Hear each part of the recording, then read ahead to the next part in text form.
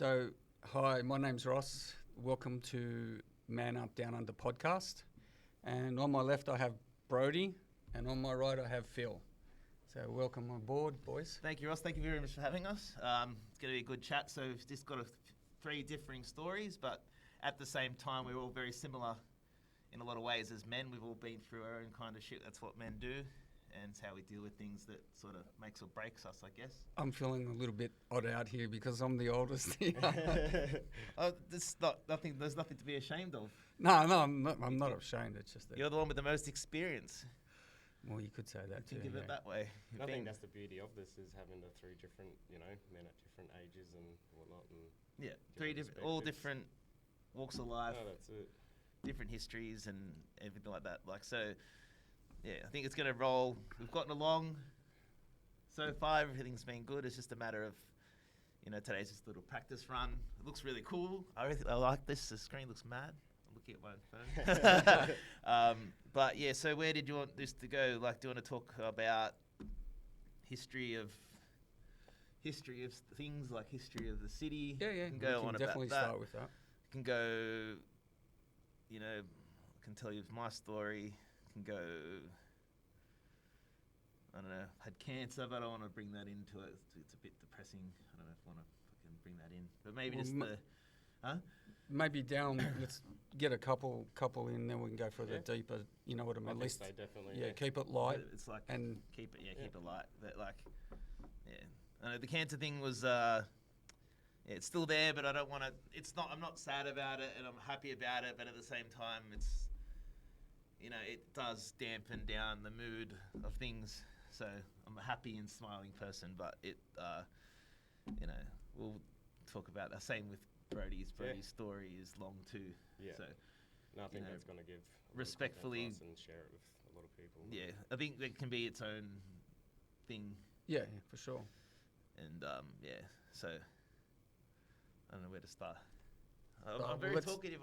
Yeah, no. Let's go for. I'm very talkative when there's no cameras rolling. Yeah. Maybe let's start with Brody, and because you're the youngest, aren't you? I am. Yes. Correct. Okay, so maybe we go from Brody's insights of, things of what he's seen, maybe till today. What his generation before that did, and what's different now. Yep. In the way you see kids and young men of today. Kids and young men.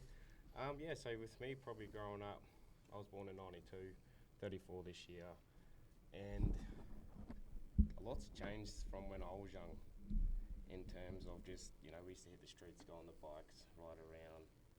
There's no real, be home at any time as long as when the lights come on, you just come home sort of thing. Best. But, these days it's not like that, and especially because I started working when I was 16, so I've seen also the young men come through the workforce, and that's the other thing I've noticed difference this generation of men is quite. I go on all day about that. It's very. This is where it starts. It's very different. Yes. Yeah, that's correct. Yes. Yeah. I agree, because I remember the street lights. We used to go down, grab our push bikes, go down to the park. When it starts getting dark and the lights come on, you had to be home. But today, kids don't even ride bikes; they're on e-bikes, so they're not even out for the exercise part of it. Yeah.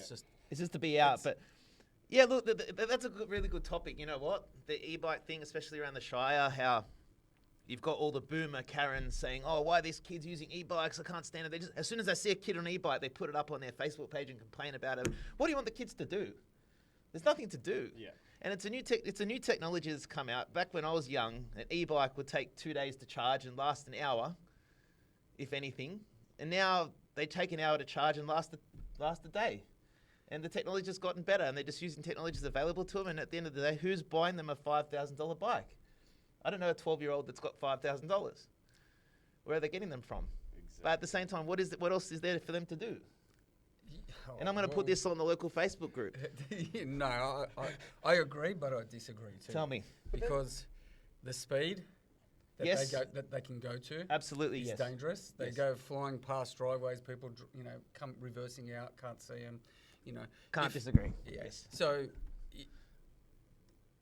you look at both sides of that. because That's fair. The danger and the way they have passengers on the back. A lot of them I've seen don't wear helmets. Yeah. There's, you know, whole gangs of groups of bikes Oh, yeah, too that especially come together. So Yep, no, that you- in itself is dangerous. 100%. 100% I agree with you. You're right. Like, say you go down to Cronulla, they're 30 deep, 40 deep with kids on these e-bikes. Yeah. And you think, and you go past Cronulla High School sometimes, like, they've got a whole section where they park their bikes before school.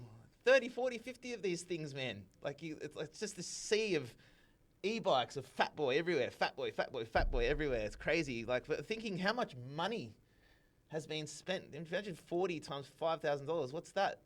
That's 20 Like 200K? Just in e-bikes at one school. Think of it as how much money is going through these things. But it's like you're right. The safety aspect. It's they come. I live on a hill. They come down my street at like 60, 70 k's an hour, and I'm trying to pull out. I can't hear them. So you're 100% right. I can't disagree. I've come out of the driveway and I had 3 speed past, and then giving me the bird. Yeah. as Yeah. when I'm going And past. that's the thing, you they little think they own the shit. streets, isn't And it? that's another That's point. it, yeah. That's another point. There's no accountability. No. The parents buy them the e-bike, but the parents aren't parenting them. The iPad's parenting them. The iPad's parenting them. The parents are too busy working. They're like, okay, shut up, have your e-bike, all right, whatever, because they're being bullied at school. Oh, you don't have an e-bike, you're not cool. I've got an e-bike. It's this whole, even when we were kids, having the right toy when we were children, it was a peer pressured kind of thing. You'd always had to have the latest toy and the latest, whatever gizmo was out. Obviously, a lot different now. But the kids are pressured into them. The kids pressure the parents into them. The parents now are my generation, which are millennial, which, they've got it really hard. They can't afford to have a mother at home and stuff like that. So they just go, all right, shut up, whatever. I'm too busy. Have your iPad, have your fucking TV, do whatever you want to do. Just leave me alone. I'm trying to work and make a living. And that's where the kids end up going wild, end up on the street. At the same time, in Sydney, there's nothing to do. So, yes, you're right about the safety. But at the same time, what do you want them to do? What are they going to do? Go get a acai or go to a tobacconist? That's it. Yeah, but I mean, Yeah, a lot's nothing have else. changed from, I don't what I know. mean? Like, and we go back to ours, what we used to do is we used to get on that bike, but whether or not they don't have that bike, we go kick the footy or go throw the frisbee. Exactly. Or, Yeah, it's you know true. what I mean? Yeah. And Exactly. there's, I think there is a lot that they still can do. I think it's just we've gone away from that because of technology. It's a lot easier to chuck an iPad in front of their face or whatnot rather than saying, hey, let's get on the bike, we'll take you down to the park, we'll go for a ride or throw But the ball parents don't around have or- time. You're 100% right. Like, you're 100% right. That's where it should go. But the parents just do not have time. Like, and you'd be in a similar time to me as far as, like, you may have had a dad working and mum at home kind of dynamic. Did you? Sort of, because my dad had a pizza shop and did the markets because there were 7 of us. Oh, so he's working I'm 24/7. one of 7. Okay, Yeah. he's So working. he was 24. always working. My Okay. mum would help at the shop. Yeah. And come home, at all sorts of hours. So that's But- a different thing. I was thinking. Yeah, Okay. Yeah. but Okay. Yeah. I agree with Brody because if you look at, we're just passing, they've got all this technology and access to all this stuff that we never had, right? But then they choose to lock themselves in rooms and not socialise, whereas we did all the sociable stuff out on bikes, going to the creek, going to the park, going, to whatever we did was always outdoors. Yeah. Where it's sort of reversed now. Everyone's... Yeah, I agree. I agree there. At the same time, the e-bikes are giving them opportunity to go outdoors, even though it's not technically exercise because it's doing it for them. But the fact that they're outside getting in the sun, I do agree with that part. But then again, there's a lot of simpler things you can do, as you guys were saying. A lot of simpler things you can do to get that same result. But the e-bike, I think, just gives the kids a bit of freedom. Hey, meet me here. It's 3 kilometers away. You don't have to walk because you've got an e-bike. It's really easy for them to meet at a specific place. They come to here. They come to this shopping centre where we are now. What's wrong with the push bike? Oh, it's hills but yeah, you're right. It's hard. It's exercise. difficult. it's a difficult situation. You're right. You're definitely right. It's just a different kind of dynamic situation. But I don't know. Just kids have nothing to do. But see, even now, my mental state, I would look at a bike. If I had the money and I didn't care, I would buy that as a novelty thing, just for certain days, not for a whole, to use 24/7. It's their identity around here, especially. It's their identity It's having like a this thing. fashion accessory, Yeah, pretty much. Like they all wear the same clothes. The boys are, you know, same as the girls, really. They all wear the same thing, just in a different way. Girls wear White Fox and they got e-bikes, and the boys wear G'd Up and Neo Vision, you know, and they drive their e-bikes around. It's the same thing. It's just this whole culture of this, you know, they all wear the same thing. They wear their just jean shorts all the time, and they wear White Fox, and they're all the same. It's like copy paste. They're all the same. They do the same thing. They talk about the same thing. Their conversations are the same. Everything's the same. They've been brought up on an iPad. Their friends have been brought up on an iPad. They only hear what's going on in their own little sphere. They don't know anything else. So I think it's also dumbed down the generation as well. They see that hard work. They see their parents working their asses off trying to pay off a house, and their parents are struggling. Their parents don't have time for them, and they're out sometimes causing havoc. Some of them are really good kids though, but a lot of them are out there causing havoc sometimes. But I'll be honest, most situations I've had where an e-bike comes past me, say I'm walking my dog or something, and they'll ring their bell and say, "Thank you, excuse me." Like 90% interactions are really sweet. Yeah. You know, but then again, I'm very grateful to be in the Shire where our biggest social issue is an e-bike, because if you go to, you know, western suburbs, you know, say on their Facebook pages, "Oh, did you guys hear those gunshots at 3 a.m.?" You know, we don't get that here. So just on the topic of this, and I'll cut that the word out. with the on this topic with the e-bikes, and like you just said in the Shire, but then also other suburbs where you go to. So one thing I've noticed is I'm from Ipswich in Queensland, and the e-bikes there. So obviously Shire is quite, you know, posh, and It's a bubble. it's its own bubble, correct? And Yes. but one thing that I found in Ipswich, the e-bikes are used for a lot of people that shouldn't be using them, whether or not they don't have their license, don't have to drive cars. So or just they- transport purposes. Exactly. correct, You're right. It does correct. bring up another thing of, if the thing does have a motor, I understand that obviously, you know, you hit someone's car, someone hits you. There's this whole legal Insurance. thing yeah. where Yeah. there's, you know, a 12-year-old kid's not going to have an insurance policy. So you're right. Yeah. That whole safety aspect that needs to be worked out. But say like when I go to Japan, they've worked it out. They've got rego plates on them. And the ones that they hire, they've got docks, and you put them back in the dock, and they're all neat, and they've got respect, and their whole culture is all about respect, and their crossings are the way that they work. They work because people respect the culture, and, it's red, I'm going to stop now. But here, no, I'm not going to stop. And here, there's a bike I can hire, but I don't have to put it in a specific place. I'm going to throw it in a river. I want to put it up in a tree. It's this whole thing in Australia, this lack of respect for things. It's a big thing.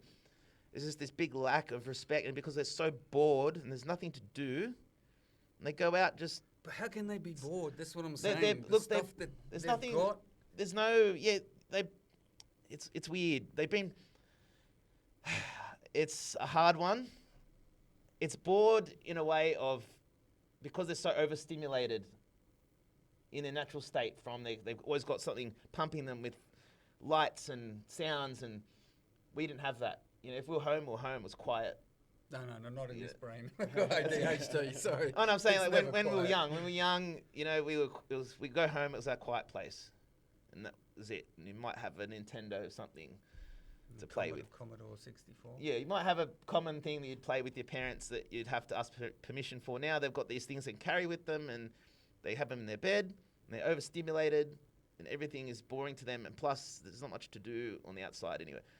But can we talk about Roblox and things like that? Have you guys seen these games? Oh, they're next level. They are They fucking like, this is what's bringing up our children now. And I don't have kids. You've got kids. You probably see it. You got young ones. They probably. Yeah. This game, it's got no graphics. Like, the graphics just Well, blocks. it's shocking, isn't it? Yeah. It's terrible. And the characters that they're trying to collect, they're called brain rots. Have you seen that? No, I haven't seen that one though. I was watching my little 6-year-old nephew. Sorry, I shouldn't say it. But my little 6-year-old boy was. I'll be all right. Little 6-year-old boy watching this show on YouTube, watching these streamers playing Roblox. So he just sits there watching other kids play Roblox on YouTube, staring at it. And they're going, upgrade your brain rot to proceed. And the character that they're trying to collect is called a brain rot. They're not even hiding it from us anymore, the term brain rot. They're literally trying to rotify the kids' brains. I'm sorry. I haven't Like- seen this one, but It's a thing. Roblox, I'm going to get some good content out of that clip just there. Like, a lot of people agree with it. Like, Yeah. the character's called, it's like playing tag in a video game. And then, I don't know, you'd know more about it than I do. Your kids probably play it. They're employed all that over age. the Roblox, yeah. Yeah, I don't understand.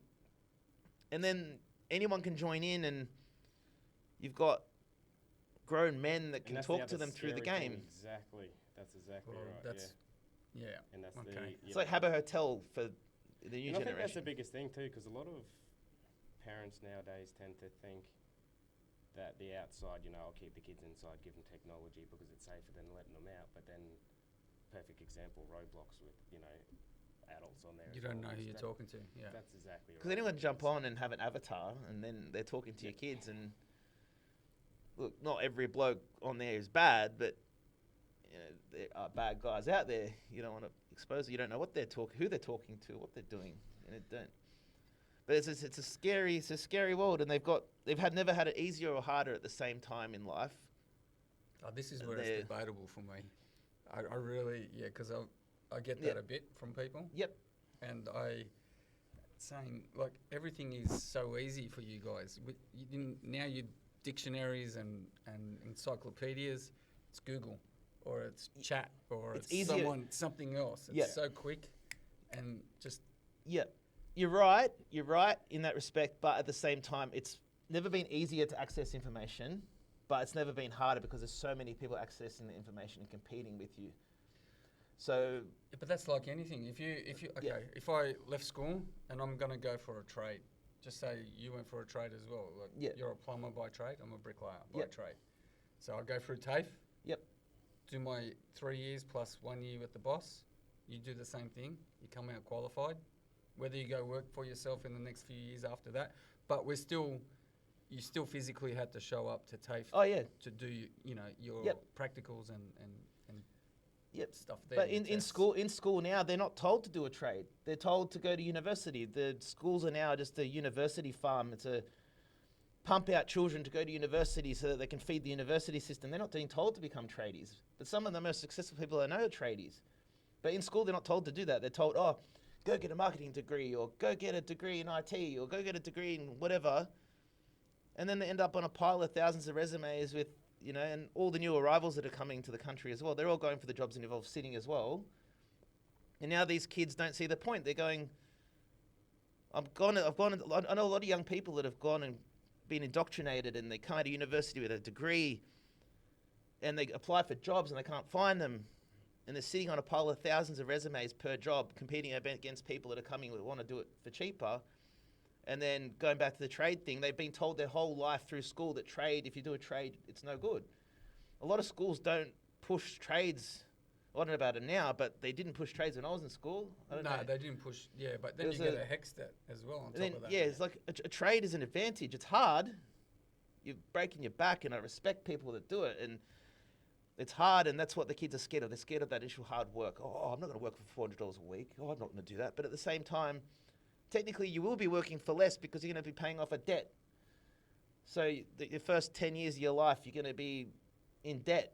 Yeah, but see, So it works out the same, or worse. my piece of advice would be to young people because I've had people ask me, like, should I get into a trade? How long you've been in it? And I told them like 35 plus years, but have a backup plan. So if you're in your Can't do it forever, yes. mid 30s, mid 40s, have an exit You need plan that, that okay, I'm this point and then I'm getting out. Make money as fast as you can and get out, because you cannot do these trades forever. That is a very, very good point. But see, I'm the old school, whereas I didn't have a backup plan. That's and okay. I just worked, and obviously it's expensive bringing up kids and divorce and everything else. But, that's understandable. But Yeah. you deal with whatever you get dealt with in life, and you just move forward and keep going. So at the moment, I don't know what my backup plan is. I sort of do, but it's not that I can click my fingers and then just But change. the thing is with style. that, like a backup plan, like every backup plan that you could think of, someone else is doing it. Anything that's easy, there's a million people all over it. At least with being a brickie or a plumber or a sparky or whatever, at least there's that degree of difficulty in the job where it hinders people from wanting to do it, so there's less competition.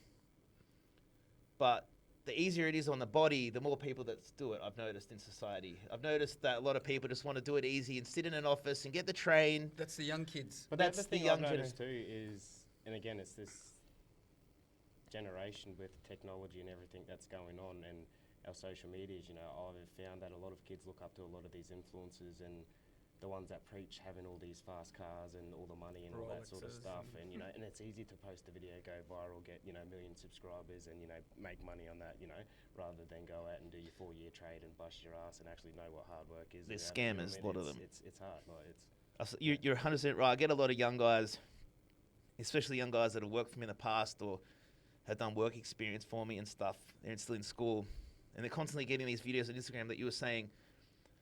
These guys that go hire a Lambo, they go hire a Airbnb somewhere and say, "Look at my life. I did this with crypto. Yeah. Buy my course, and you can live like me." And they think that they can do this too, but really, it's a really small percentage that make. I know guys that have made money on crypto. the old pyramid scheme. There's always one at the top. That's the right. pyramid, Yeah, and it's always you the- can. If you, this is years ago when I first got Yeah. into it as well, because people would buy in low, and then doesn't matter what coin you bought, It would go up. It would go up. Now But it's at its now limit. Yeah. you got whales involved. You got every dog. There's pump and dumps going on. Big. Yeah, rug pulls and Yep. stuff. But if you learn to actually trade and you learn the principle of trading, it's a different thing to just gambling on red and black. Because I look at it, because I'm learning myself, I'm looking at it as another 4-year apprenticeship, pretty much. Oh yeah. If it takes me a year or 2 years or whatever, that's something that I can carry with me for a lifetime after Yeah, that. it's a full rabbit hole. Yeah, And but a lot of people won't go the distance. They'll go, They well, wanna I'll do follow it a couple of someone months. Oh, this is too hard. I'm not going to do it. There's a And lot then of they time lose it. involved. Is that Yeah, right? a lot of time Yeah. involved. But it's 80% psychology, Yeah. 20% trading. you make your money mostly with the trading and stuff like that on your little trades. If you've got the time to follow the market, buy, sell on the daily or 2 daily, you can make money. But I think on the long haul, it's harder. So learning that whole ecosystem of, when's it going to spike? Quickly sell it, buy it again. But that's So that all comes and to learning. TA. It's And market structure and all that. That's it's what- experience. Yeah, so Um, you'll get that. The longer you do it, you understand that. Then it's maybe 95% chance of winning, and then Yeah. you'll reduce your loss percentage. Yeah, but my question to you is, going back to the kids being sold this dream on social media of having, making all this money on crypto. If you made millions of dollars on crypto, both of you, would you be sitting there making videos telling other people how to do it? Or would you be in That's a Dubai or no-brainer. something? Seriously, would you? I don't think so. No. No, you're 100% You know, right. you'd be That's- saying, I've done it. You might point them in the right direction, but Unless honestly your intentions like solely were, listen, I want to help people. I've made it. I want to help people. And you're not charging like 10 grand to join my mentoring program, Exactly right. and you're yeah. saying, all right, it's Yeah. 500 for the year, and you get But where do you draw the line? How do you differentiate yourself from someone that is the scammer? If you're genuine, how do they know which they one's could- real and they get burned by well, someone else? they can do a trial of I don't know, 1 or 3 months sign up for They free. do it too. That's the Do thing. they? It's a scary look. It's a scary look. I know you'd have the right intentions. Don't get me wrong. Like you're a lovely bloke, and but it's just very hard to separate yourself from the noise. I've been scammed a few times, and Yeah, a I, lot and of I people qua- have. and I classify myself as pretty switched on. Yeah. But when it comes to that, crypto side of things, but If I- someone I asks for did get- payment in if someone asks you for payment in Bitcoin, it's a scam. Straight up. It's just yes and no. Depends what you're doing. If you're doing a course and it's in Australia, they do take crypto payments as well. Oh, okay. It's Yeah. getting quite Yeah. popular now, isn't Yeah, it? Yeah. a lot of people Yeah. are on. Look, it's a on- legitimate onboarding form that. of it's a legitimate form of money now. Like what Yeah. gives our money value in our pocket? It's just the government. no, it's not the government. It's the Well- belief in that dollar. Hmm. That's all it is. If people believe Bitcoin and believe the other crypto, then that's going to go in value. Because that dollar's backed by nothing. It's paper. There's nothing. It's just backed by faith. That's it. It's not backed by gold. It's not backed by No, anything.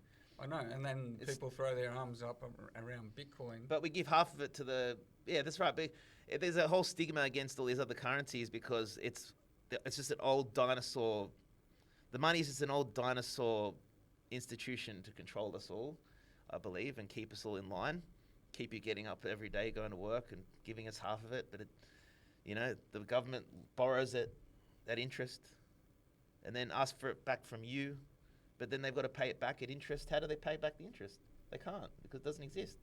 This whole, just a constant, endless debt. And we're working for it, and we're still giving them half of our money. It just doesn't make sense.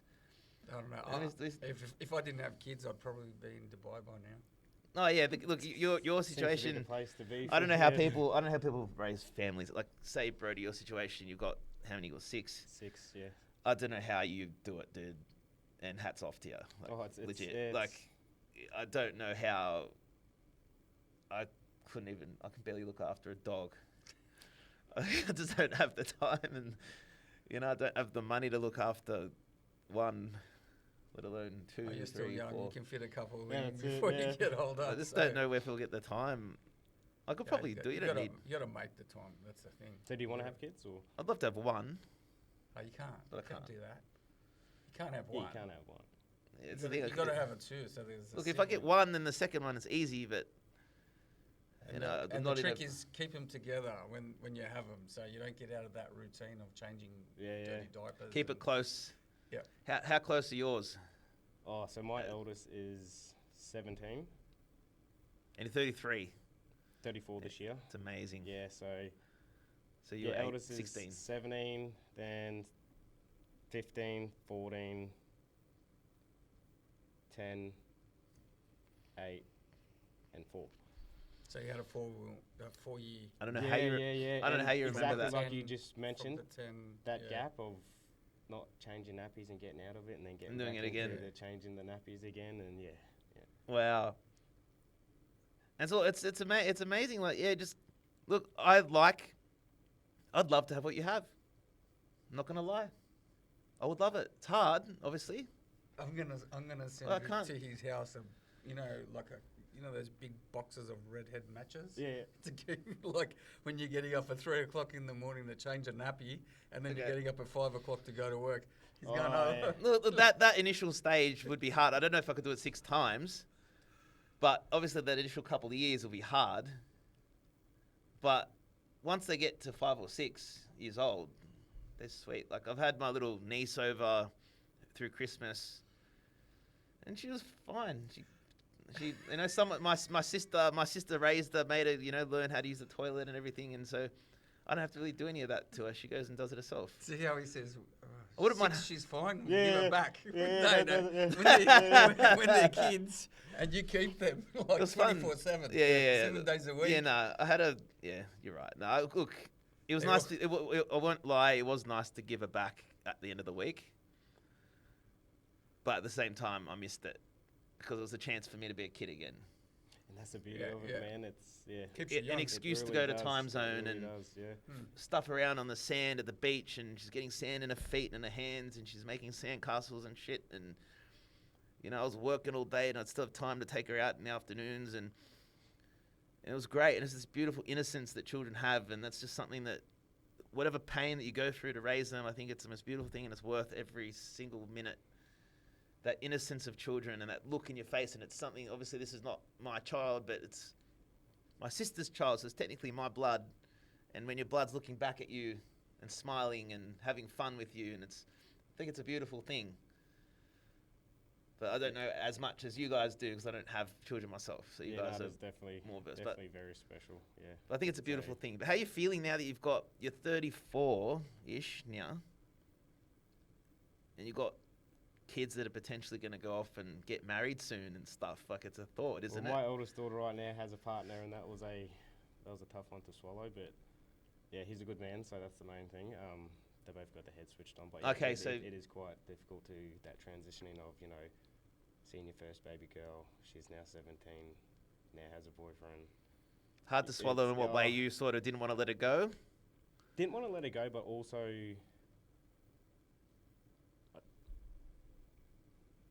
realizing that she's not your baby anymore, or you don't have that control. Fair. You got to let them live life and experience their own. She's become a woman. I can only say and advise and support. You know, I can say, but she also has to experience that hurt and pain and that journey of life and growing into an adult and all that sort of stuff. So, yeah, it's kind of hard just to sit back and sort of just let things sort of flow. But Yeah, you need to pass the torch. But obviously, you know, they're going to make mistakes, and your heart probably sinks thinking about it. Yeah. And I totally understand. I respect that because it makes you a good dad. You care. But, you know, she may make mistakes, or she may not. She may have found the right guy in the beginning, and that's it. Who knows? That's exactly right. Yeah. But you're a man, and you've dealt with things, and you've been on job sites. You've experienced the world enough to know what a good man looks like, and the way that he treats her. And if he treats her well, it's going to happen. Whatever. Oh no, I he's guess. definitely. I've got a lot of respect for him. He's That's a good. very well-respected young man. If that's your best case scenario, that's exactly right. and it's always going to be daddy's little girl. She's always going to be there for you. Exactly. She's always going to be there for you. She may not live with you at one point. She may go out on her own, but she's still your little girl, and she'll always be there for you. That's the difference between a little boy and a little girl. The little girl, when you're old, will still be looking after you, and the man will be busy working, doing. That's the truth. Yeah. Because mine was only, I think, 20 when she started dating. So I had a few more years on Brody, but it's still hard. Doesn't matter. Because I don't have as much time anymore with her, because now her boyfriend's got that time, and then my time is limited. Taking it from you. When I get to see her and spend time with her, because she was a trooper all through my divorce. She was the one that came the most, still came, and we still got that time together. Because did you have the dynamic of? Because I know I don't want to go into whatever you don't want to go into, but did you have a sense that your partner was trying to turn the children around on you? Because I hear that a lot with relationships. Or did you have a good, amicable breakup where there was respect? No, there was definitely no respect. Okay, so it was pretty messy. 8 years in court and trying to get visitation rights, just and men for get every wrecked. Men get wrecked. Oh, every second weekend and half the nasty. holidays. That's another good topic. That's what really pisses me off. Most men are like us, and we just have good we just want to see our kids. We don't want money. You know, you just want to see your kids. You don't care about all that shit. But a lot of the time, the woman, how much can I get out of him? Because maybe I can go to Fendi and buy something, or go to Louis Vuitton and buy this with his money, and I can live for free. And you know, the more kids that I've got, the more money I'm going to get, and I'm getting all these free services and all these people coming from the government for free to give you legal advice, and the man's got to pay for it, and I've got all this ammo against him, and then the judge is going to look in my favour anyway. So let's wreck him, stuff him, and all my friends are saying stuff him. You know, and they've got this whole support network of just women just destroying men, and it's just disgusting. Because then the man's just like, I just want to see my kids, man. And that's I a don't lot care. and you hear it so much. You know, there's a lot of men out there that go through the exactly same thing, and they get painted with this brush that, you know, they're the bad parent, they're the one that walked out there, you know, they don't want anything to do with their children or anything like that. But and you only hear it that say if they got the custody, if the woman has the custody, the kids are only hearing their perspective. They're not hearing yours. Half the story. That's There's exactly two right. sides to every story. Yeah. And that's what, you know, and you just obviously you just want to see kids. It was probably as simple as that. It was very simple. That's just in your mind. No, I think in anybody's mind But- it's simple. It's just how complicated they make it. Yeah, They need to 100%, they need to complicate it because there's a monetary wings. I don't know. It might be a bit misogynistic to say, but women are there to collect and get things, and that's how our primal instincts are. Collect stuff. They've got to have things, and the latest handbag, and they've got, you know, say they've got to get a partner. The partner's not a partner anymore. It's just an accessory. Everything they get, they just want to show it off. But men, we just want to feed them and look after them, protect them. And we just want to love our kids and raise our kids. We're not too materialistic. Women are I feel very materialistic. Not all of them, but I feel a lot of them are very materialistic. They just want stuff to show off at brunch. Society in general, you know, a lot of men these days are like that too. The young men are very But the materialistic. eshos. And exactly. Have you noticed this fucking like Their shows, jeez. the boys are just as bad as the girls. Like Yeah. I don't want to be like I'm not like the misogynist is the wrong word. I didn't really say anything bad anyway, but like the boys are just as toxic as the girls, and they're all the same. And they're realizing, you know, the girls aren't interested in them because they're the youth. A girl's value is in her youth. A young boy, they realizing they got no value, and they all got this same fucking haircut, this broccoli haircut, or this upside down fruit lettuce thing that they wear on their head, and they just walk around all sad and depressed. And you know, women just don't want a normal guy anymore. They want, it's from social media. They've got this idealized idea of a guy in their head, and that's all they want, and they don't want anything else. And the guy doesn't exist.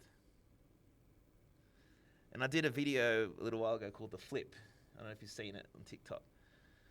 I call it The Flip. Say a 17-year-old girl, for example, they're in the first 17-year-old and a 17-year-old boy, they're both the first relationship. Girl turns 18. All of a sudden, she stops talking to her boyfriend because she started partying and doing whatever. And then she spends years partying, chasing the bad boys and getting her heart broken and having that emotional roller coaster. And then when she gets to her late 20s, early 30s, she's like, oh shit, I better settle down. The guy that she's looking for then looks exactly like the guy that she had in the first place. But now she's got 10 years of trauma and heartbreak and baggage that she's going to put onto this other bloke that wants nothing to do with it. He just wants a normal life. But also at the same time, every good bloke is probably married by then. And there's this whole, you know, it's just this toxic thing. Like the thing that you've done, Brody, is having children young. You've finished the game, bro. And you're young, and you're still young enough to go do shit. Like, it's sick. What a dream. Experience yeah. You finished the game. Yeah, definitely. Stopped me from doing a lot of things too, you know, because I was at that age Of where course. 16, you know, getting into bad stuff and all that sort of stuff. So, you know, it really did wake me up and put me in the right direction, I guess, and kept me out of trouble. So Yeah, it would have pulled you in line, I could imagine. But also think about your 34. You can still go do everything you want to do. Exactly, yeah. You've done Yeah. it pretty Because his much. body will allow him to do Yeah, well, that's what I mean. That's what I mean. He's youthful. He's, you know, you got a good career. You know what you're doing, and you know you want to go enjoy your life. You've still got, like, you're gonna go to your little one's formal at 34 years old, and everyone else is going to be 50, 55. That's usually what ages are correct, in high school, and you know you'll be able to party just as hard as them. You know, like, no offense, like to anyone. No, you're that's a right. bit Should be older, going but to the club. I'll be sitting in that back corner watching, don't you but worry. it'd be cool to be of like a similar age to the children and be able to experience their youth again and go through it again and just live your life again through them. Or a beautiful thing, I think. You know, say, like my parents at my formals, they were, you know, nearly 60 or whatever they were. Oh, I'm not that old, but you know, they were older people. They didn't have the fun, and they got fatigued towards the end, and they wanted to go home, and that's, you know, but they're different people. They're just, I don't know, they just didn't like to be out late, but they felt fatigued. They've been through their whole life. They had me at 30, and then they would have been 48 then. But yeah, they had me at 30 something. And so by the time that I'm 18, I'm at the prime of my life. They're tired and they're starting to get tired, and they're over it. Whereas with you, you're still in the prime of your life. Your 30s is the prime. It's the prime. And 40s as well. It's just the prime of our life. You're making me feel old. I don't mean it. I don't mean it in a bad way. No, like you're still you fit guy. Like nothing wrong with you, man. Like, Yeah, but I'm just saying it doesn't sync up all the time.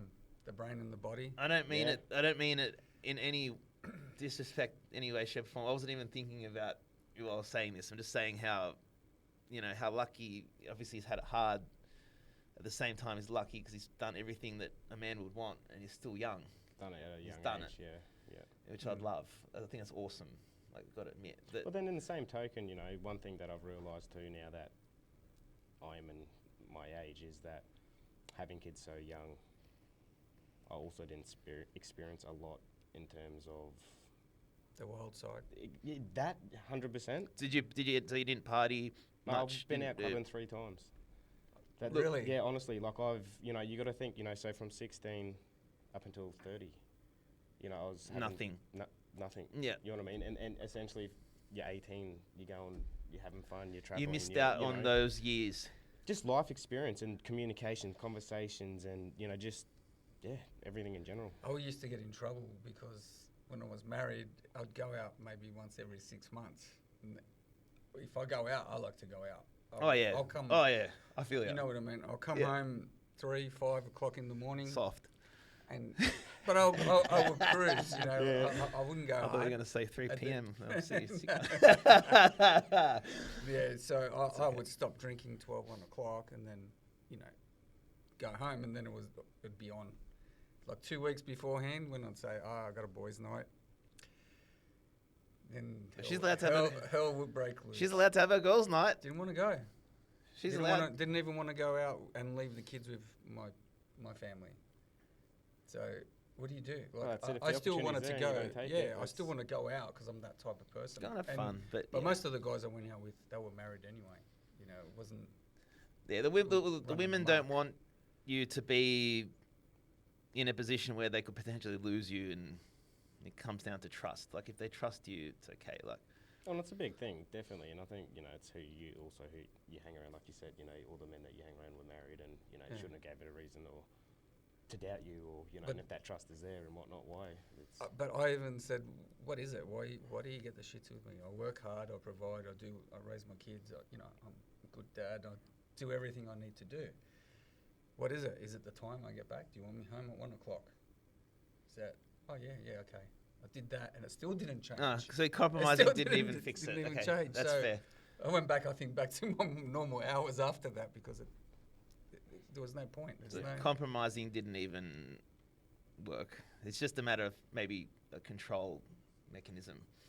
I think it was a lot of control and You're my man, and no, it's you know just, that kind of thing. Yeah. Nobody else is allowed to have you, and it's this whole that goes through their head, and they think that automatically as soon as you go out, you're gonna have girls all over. It's not like that.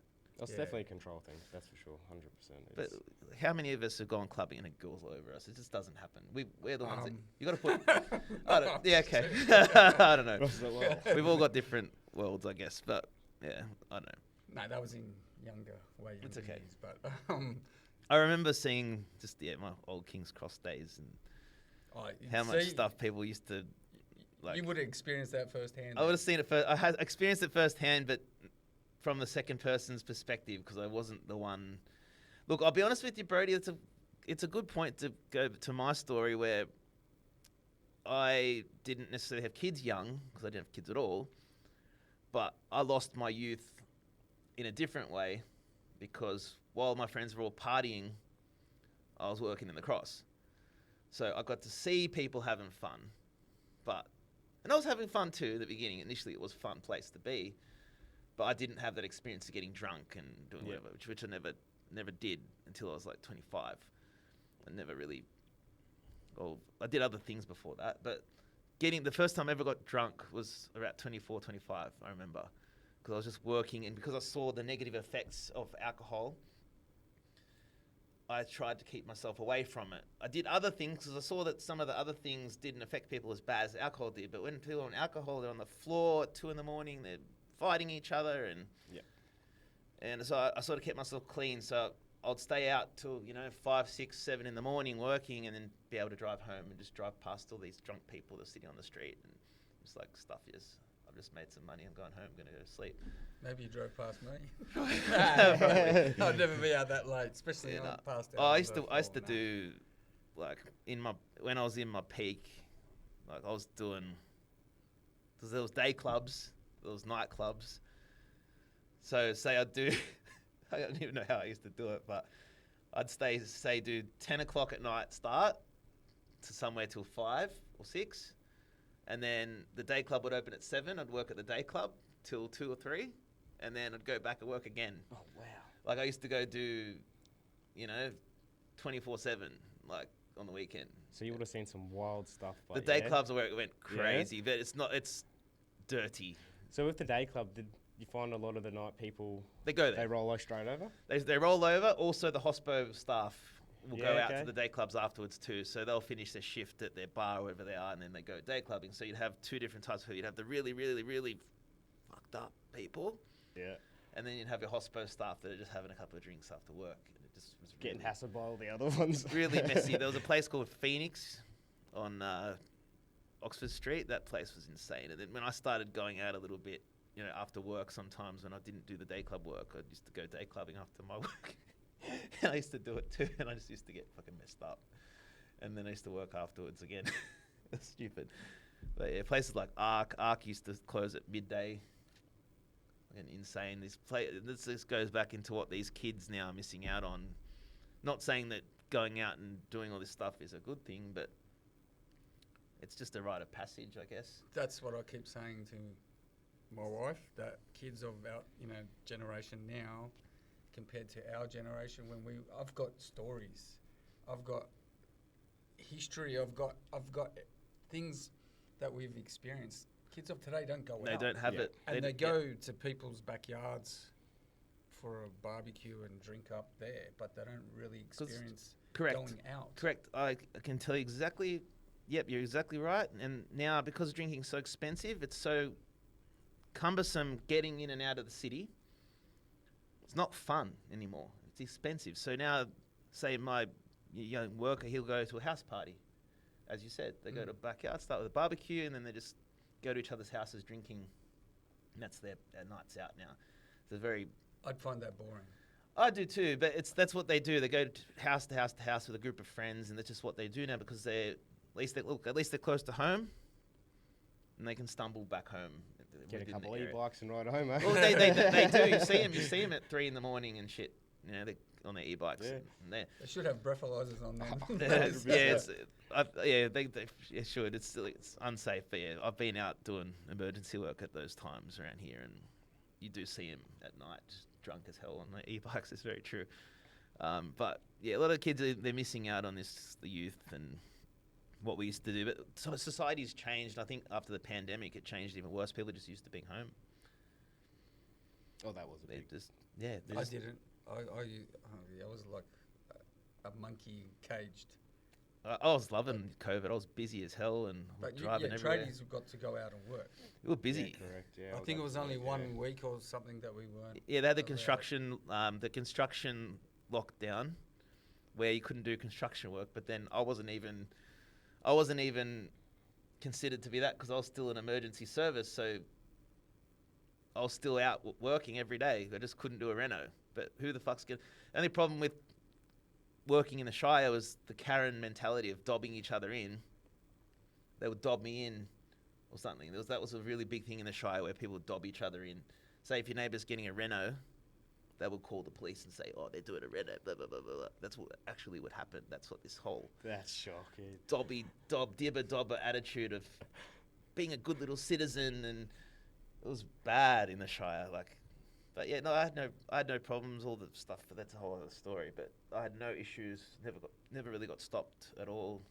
I was driving in and out of the Shire, going to Penrith, the city, everywhere, and we had multiple trucks doing it. This was when I was a bigger company. Now I'm a very small company, but we were busy and we never got stopped once. All the stuff they told us was a lie. They didn't care. Are we going down that rabbit hole? They didn't care. No, we won't go down that rabbit hole. I'm just saying that's what that pandemic whole thing is just a lie. But let's not go down that road. It's dumb. Yeah, but we can talk more about how the city was. You remember how it was? Oh yeah, I definitely remember. Like we would always go out. People love these stories. So were you both born in Sydney? Yeah, I was. Yeah, I was born Raised? here. Yeah? Yeah. I was always a Cronulla boy. So life is different now compared to how it used to be? Oh yeah. Yeah? You? Big time. But Sydney's become just very boring, desolate, and it's hard to put a finger on it. But ever since the introduction of Uber, things like that, everyone just stays home. I've noticed, especially in the Shire. That's why I kind of respect Western Sydney in a way, because there's always someone out, either sitting on their balcony, smoking a shisha or whatever they're doing, But in the Shire, after 6 p.m, they roll into their garage, close the door, TV goes on, and a Toyota Yaris will appear an hour later with their food, and that's it. Their doors are closed, no one talks to each other, just this very inward, individualistic life. Whereas, say I go to Greenacre at night, you know, the neighbours are walking around, someone's sitting on their balcony, they're like, hey, go on, talking to each other, they're all this whole, they've got a more community. But around the Shire, it's just very individualistic. People are scared to talk to each other, and that's what I've noticed around here lately. What do you think? I don't know. I wasn't born and bred here. Where were you born and bred? Where were you born? I've been all over. When I was younger, we used to live in Tempe, Wallara. Then moved out to St John's Park. Then I got married, moved into Hoxton Park, and then West Hoxton. So you've been around the and then Sydney. Catherine Field, and now the Shire. So you've done the loop, pretty much. Pretty much, yeah. Yeah, So, okay. You'll notice the Shire is still a very beautiful place. yeah, no, I love being here, but the thing that gets me all the time when people say, oh, the people that were born and bred here don't like to leave the Shire and go over the bridge. We don't. And I could never understand that No. because I need to get over Well, the bridge. it's just a thing, but it's so true. So when I first moved here, Yeah.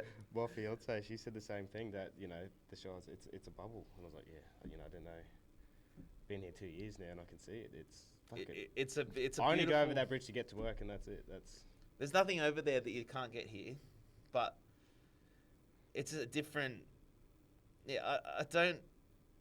It's not as it was, but still, it's just a very peaceful place where you can feel safe walking around. I feel that's how I feel personally. There's no heads, they're staring you and stuff. Like if you go to Bankstown and Penrith and Parramatta, it's just women walking around with prams and their kids safe. They're not getting gawked by guys, and but then that brings into their delusion because they don't understand how bad the world is because they live here. See, and that's another thing. So one thing that I've noticed massively is moving from Queensland, being in Ipswich, to Sydney, the Shire. Exactly like you just said, just the people, the surrounding, absolutely everything, and I love it. It's beautiful. It's a beautiful place. You know what I mean? Like lovely people. You don't have to worry about your junkies walking the street, your crackheads breaking in. Oh, but don't gunshots. they are there. Yeah. Oh, they're there. They are 100%. there, but they're not as definitely, but not they're as prevalent. No, definitely. They're there. There's a few clusters in the Shire. There's actually a lot. Mm. Like I used to work for public housing. The Shire's got a lot of it, but they're spaced out. Yeah. They're not. But you do see them like around Caringbah, Cronulla. There's a couple of blocks there.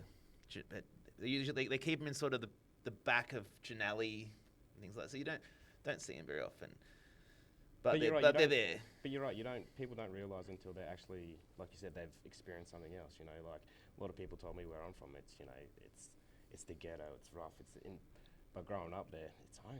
You know what I mean? I didn't notice it, and then now being here, I'm like it's a rough place. You're always going to be familiar with where you grew up, and you're always going to be fond of it. Yeah. Always. Same with how I'm fond with the Shire. I know people laugh at it. There's no place like home at the end of the day. Like there's just familiar. It's just familiar. Yeah. Well, I don't know where my home is. Because I got Ross too has many, been everywhere. like, split. It's just I get you. So you've packed up and moved a lot. Yeah. So I kind of understand where you're coming from. But You I'm sort of pretty didn't- easy. I don't know. Like I can adapt pretty well, pretty quick. I can't. So it's just, I'll be honest with you. I'm Like, simple. Like I'm not simple. Like I don't need much. Like I'm happy. oh yes, same here. But I'm happy if I've got friends, family come over to entertain because that's what I like to do, and that's it. I don't really need much more than that. I don't need to have fancy cars, fancy house. Just I'm happy with something simple too. We're simple. We would live in a cardboard box if we could. We don't give a shit. We're blokes. We don't care as long as we're not getting wet. well, and we've I was got gonna water. say, cardboard box, I'm gonna get wet with Oh that. yeah, no, but like we don't really care. The only reason we want the fancy stuff is to impress others. It's the only reason. But deep down, we don't really care. We're just boys. We just want to have some fun. But we go and do all this other stuff to impress our potential partners. I guess it's true. Still then, I didn't really even do that. No, that's how I feel. But yeah, I've just got a simple house and grateful to have it. And I think that's the biggest thing, It's isn't just- it? Like, a lot of people tend to want all those big things, but at the end of the day, what's the best thing is just having that home, that love, that security, that support. Fuck the rest of it. You know Yeah, what it's I mean? all these Like, that's- fancy, all these fancy houses, man. I'm fucking working on them, and Mate, they're not very it's- good. If it comes, it comes. You know, beautiful, Oh, lovely, they but get rough, but they're not very. rougher and rougher. They're not very good. They're not all the fancy houses you see. They're not very well built. yeah. Mm. So That's, be an- happy. that's with another rabbit hole. That's we another can rabbit hole we can down. go down because I'm seeing But- some shit because I'm not fixing old houses anymore. I'm Yeah. fixing the new ones. Yeah. I don't know about you, what you got to do, but oh man, and Yeah, you, I suppose you should see that a lot, in your trades, yeah. Oh, you're involved in the 100%. construction. You're probably seeing a lot of shortcuts thing happening, and you know the back of your head, sort of. And you're probably in the trade for a long time. You probably have seen the difference of how things are done now. How things are done before to now. Like, say, I did a video the other day about I miss crawling under old houses and seeing old beer cans from the 60s and 70s under the house and just imagining how much of a better job they did back then while they were drinking on site compared to now when they're not drinking on site, but they've got to go through the job so quick that they cut corners. Yep. You see how many corners it cut? And newspapers, the old newspapers you used to find underneath. I there. love it. I But, love it. Yeah, the corners that they cut, and because I think everyone gets squeezed. There's no and then profit in 'em people- anymore. Yeah, and people were just throwing in, and the care factor's not there. And Yeah. So we're just a whole bunch of cowboys out there. It's all Yeah. cowboys. No one's Yeah. watching it. No one's enforcing it. The people that do enforce it, if they do show up, they just come out of university and they don't know what the fuck they're looking at. So that's going to be my Hook next question. ones. So do you find that it's a lot of the new tradies as such as rather than the old school tradies like yourselves? I would say yes on my part because I think we have more care factor. The only They- reason they why I would- asked that yeah. is because I started working when I was 16, but I got trained and shown by a lot of older men, like in their 30s and 40s, and fuck, we pumped hard, you know what I Yeah. mean? Like, it was hard. They would have like- been taught by the older gen too. And that's what I love, you know what I mean? And it was, they showed me how to reach those certain levels, how to work hard. Who cares if you cut yourself, you bleed a little bit, you know what I mean? Like, Oh, Just yeah. keep Oh, pushing, you know what I mean? I learned that It's- way too. My first boss was now like these that. days, it's, you got to report everything, you got to, Yeah. you know, it's... It's it's like Yeah. a kindergarten. You're It really is. babysitting pretty much. You become when you start employing these young people, you become like their dad, and you And become like shrink. a daycare center as well. And shrink and Yeah. yeah. Yeah. tissues. Yeah, like my young worker, fella, look, fair enough, he was doing something heavy, and he pulled his back. I pull my back all the time. My back's cooked. Like, I'm always clicking and shit. My neck's stuffed, and I'm like, man, get used to it, dude. You're choosing a trade. You're gonna get a sore back. Oh, I gotta go physio. I can't do this anymore. And man, the stuff I used to have to do when I was younger in the trade. So I started the trade a bit late, but when I was younger in the trade, I started when I was at 24, 25. But the way I was taught is to be tough. You're gonna get cut. You're gonna hurt yourself. It's part of the job. Now they expect to finish work and still have clean hands and not be hurt. Like, it's a dangerous, can be potentially dangerous. Every job is a trip hazard. Every client can be your worst enemy. And they just don't understand what they're dealing with. Like, they don't understand how hard it is. And I do respect those older guys. Like, my first boss was 70 at the time. He was telling me, oh, don't use gloves. If you use gloves, you're sacked. He's trying to make me used to touching certain things that I shouldn't say. Trying to get me used to touching it without gloves to build my immune system. And I learned that way. And he's like, teaching me, just don't wear gloves. And it was a bad habit. And I've had a few infections and things like that. But it toughened me up. Yeah. And I appreciate him yelling at me when I was in a hole. And it's those Yeah. life skills, isn't it? You know He what I was mean? yelling Like at being me. yelled and... When I yell at my young fella now, he fucking cries nearly. He's like upset and I'm like, dude, like, I don't yell at him in a bad way. I'm like, man, come on, like, what are you doing? And he get upset at me for that. I'm not Yeah. even rude. But my boss is like, what the fuck are you doing? Fucking, you're Yeah. fucking painting a picture. I had bricks thrown at me. That's Yeah. what happens. Like- Hammers, yeah. But like, I know that the old school kind of way is bad in the sense of, it can fuck up some people psychologically, but at the same time, at the greatest time of our lives. Because you were just there to learn And obviously they treated you hard, but they still taught you. They gave you the time, like they gave you the time of day and taught you, and in learning that way, that's how they were taught. Yeah. And it's just passing down information. But when the rules changed, like back in my day, like we used to stand on the actual wheelbarrow and throw bricks up 2 lifts, like 2 levels. So then we used to race to see who can offload the bricks the quickest. But then we used to do the same thing with the mud and use a long handle shovel, empty the mud to the first lift, Oh yeah. then go up and then do it again. God, That was how we worked. Then 40 kilo bags of cement. fucking Now back-breaking Yeah. 20, shit. they're 20 kilos now. And at one stage they wanted, the 6-pack that hold the bricks, that pick up. Oh 6 bricks yeah, at a time. the Yeah. clamps. Yeah. 6-pack. They're sick. Right. They wanted to reduce it to a 3-pack. What's the point? You can carry them with your And hands. so, one in each hand, you got 6 bricks instead of 12. Yeah, so it actually You know, takes, so takes everything twice as long. is So they didn't do that, which it's a good thing, pretty much. Yeah. So, but everything else they changed. Where it's so you can't walk on site. Depends what site. If you haven't got your fluoros, your helmet, your gloves, your goggles, all your work gear. Sometimes it's too And- much safety. There's safety. There's more hours put into that than the physical work sometimes. Yeah, that's that. It's a good thing that we can look. Everyone's got the right to go to work and be safe. Yeah. And come home safely. I get it, but at the same time, it's too much. Because I'll be honest, when we used to do construction, I saw more hazards caused by the PPE than anything else. 100%. Yeah. I swear to God, people tripping over their long pants Gloves down a getting ladder, caught. hard hat falling off a scaffold, hitting someone. Like things like that.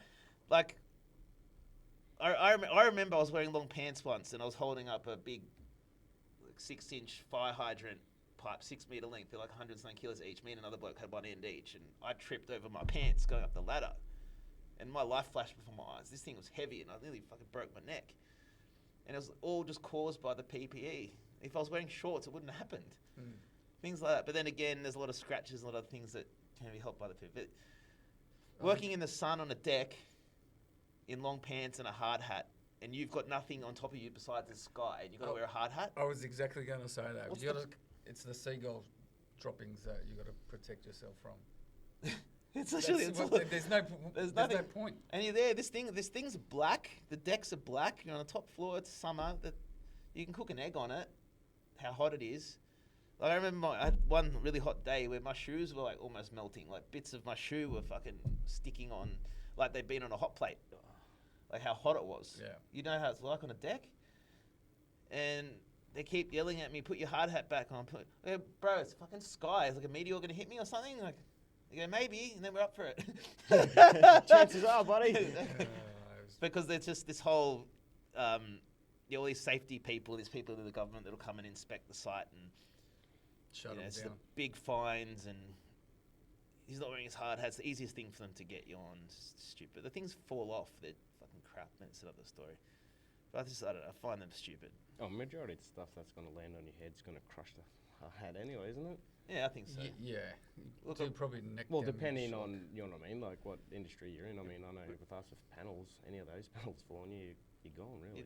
Go on. I think it's just to protect you from like loose dirt and debris and like fall Yeah, down. fair, I guess. yeah. But like like when you got a freshly poured slab Bit of dust blowing somewhere, and and I don't know, there might be like a rock or something might hit you from somewhere, or something will fling off and hit you in the head. I don't know, but I don't. Yeah, what are the chances? Or sometimes you Serious. bump your head. I do see the point sometimes when you bump your head on a scaffold or something. You're like, oh shit, thank God I had the hard hat on, because it might be something sharp. But for the most part, they're just a hazard. We I have think. this with labourer working, and he's a hazard to himself and everybody else. And I think if he had a hard hat, it would be even more dangerous because he's one of those guys that he's chasing his tail and going around in circles, not doing anything productive. And Yep. he's at full speed, and I'm always telling him, slow down before you hurt yourself or before you hurt someone else. Yes. And I get scared when he picks up a grinder. I don't let him Yeah. do that. I take the grinder and do it myself because I don't trust him. And it's just That's it's the just thing. watching it's painful, and having him there it's stressful. But I Look- get told he shows up, but I go, he does my head in. Doesn't matter if he shows up, he still does my head in, and something's bad's gonna happen. But from this. has he been pulled up on this? Multiple times? What's been said to him? He will just stare at you and then like walk off. They don't That know how blank to. look, that blank How old? stare. How old is he? Oh, I'd say early 40s. Oh, So he's not a young. Oh, he's wow. he's he's a not grown young. ass man. Yeah. Okay. And he doesn't get it. No, he doesn't Okay, get it. okay, I get it. But he come from a tiling background. That's what he said. He was a tiler, and now he's a brickies labourer. And I'm like, okay, well, when he's because we got our wall here, and then we put our material here, so our bricks and then our mudboard bricks. And everything's So- within reach. And Yeah, so Yep. about 2.5 feet lock off where you're working. He comes along. I've told him before he even starts loading up. I said, make sure I've got enough room from the wall to the bricks. Yeah, no worries. I come back. He's put the bricks here. Mm. And I'll look at him and go, what's wrong with that picture there? He says, what do you mean? I go, well, how the fuck am I going to walk through without tripping over the bricks because you put them in my way? I said, you as a tiler, it's common sense. Would you put those tiles where you're actually working, or would you put them behind you and you turn and grab them and place them? And then he gives you this death stare. He's looking and I go, what? Fucking walks off. You know what? That was it. You know what? I actually understand now. We've almost had a clash, but then like, I think this particular gentleman, because he's not young, he's set in his ways now, and it's very hard to get him out of it. I forgot to throw in a couple of things as well. He's Yep. got ADHD Yep. and he's got something else which I don't know. I don't even know how to diagnose. Look, people so I can don't work. know. People can work with those kind of things. Like, if anything, ADHD can make you better. Yes, but the But I other think- plus thing, I don't know what it is. Yeah, no, that's fair. Look, if it's a personal thing with him, then. Oh that's no, it's fine. not personal. No, with me, it's- no. Like I'm saying, if it's a personal, like if there's an actual psychological issue, it might be a different Yeah. thing. Hmm. But still, he'd probably be set in his ways. Yeah. It'd be very hard to pull him out, regardless, and that might even make it harder to pull him out of that. But if he still does it, where rocks up and does a good job, well, maybe not necessarily a good job, but if he still, Absenteeism, eh? Uh, His attendance I is don't know. there. If if it- maybe you have to just put your foot down and tell him. If it was, yeah, but he's not my. I didn't hire him, so it's not, my job to do that. I just show up and do Yeah, my job. it's and, you and- just got to tell whoever's in charge and just say, we "Look, have, and I think multiple people have, and it's still like he's scraping at the bottom of the barrel. This is where it comes down to. It's hard to get good workers. anyone out looking for a job in construction, something wrong with them." Don't call me. It's like- No, I don't know. Like, is anyone out looking for a job in construction right now? Is something wrong with them because they would have a good job already? Oh, there's work out there. There's, if you want it, it's out Yeah, there. yeah, like it's. Yeah, but you can't the- say that too, because you could go to your job that you've been for at a while, and then put on a new bloke, and then you've got problems. You know what I mean? And then there's friction. Then you leave, so you're out of a job. You're still a good work. You're still a good worker. Yeah. It was the circumstances behind that. Yeah, it's as long as you can make that clear when you're applying and say this is why I left. But yeah, at the same time, you never say. So I don't go on resumes, because if I did, I'd have no one. Yeah, that's another good point. The resumes are a load of shit in construction. It's for tradies in general, it's okay. There's a piece of paper here with some stuff on it, but I'm looking at you right now. What can you tell me about yourself? Who are you? Who am I going to be spending my day with? This is paper. I don't give a shit. Communication skills and he's written on his resume. I don't give a fuck what he's written on his resume. People send me resumes all the time looking for work. Like, I'm not hiring, but like just to get young kids come out of school looking for first years, sending me these resumes. Like, You want a thinker. You want actually someone that can think for themselves and don't have to be told every 5 minutes what to do next. I'll hire That's- someone that actually calls. Like someone that actually Yeah. calls me and chats to me and. And doesn't get his mum to call you or text Well, you. yeah, Or that's text you. that's what happens Yeah. sometimes. It actually happens. Or they'll send an email. They'll email it, and I'm like, You know what we get? Hey, do you have bricklaying job? Yeah. that's how it's Yeah, actually wow. Yeah. sent. yeah, Not, hi, my name is John. Are you looking for any experienced bricklayers? Thanks.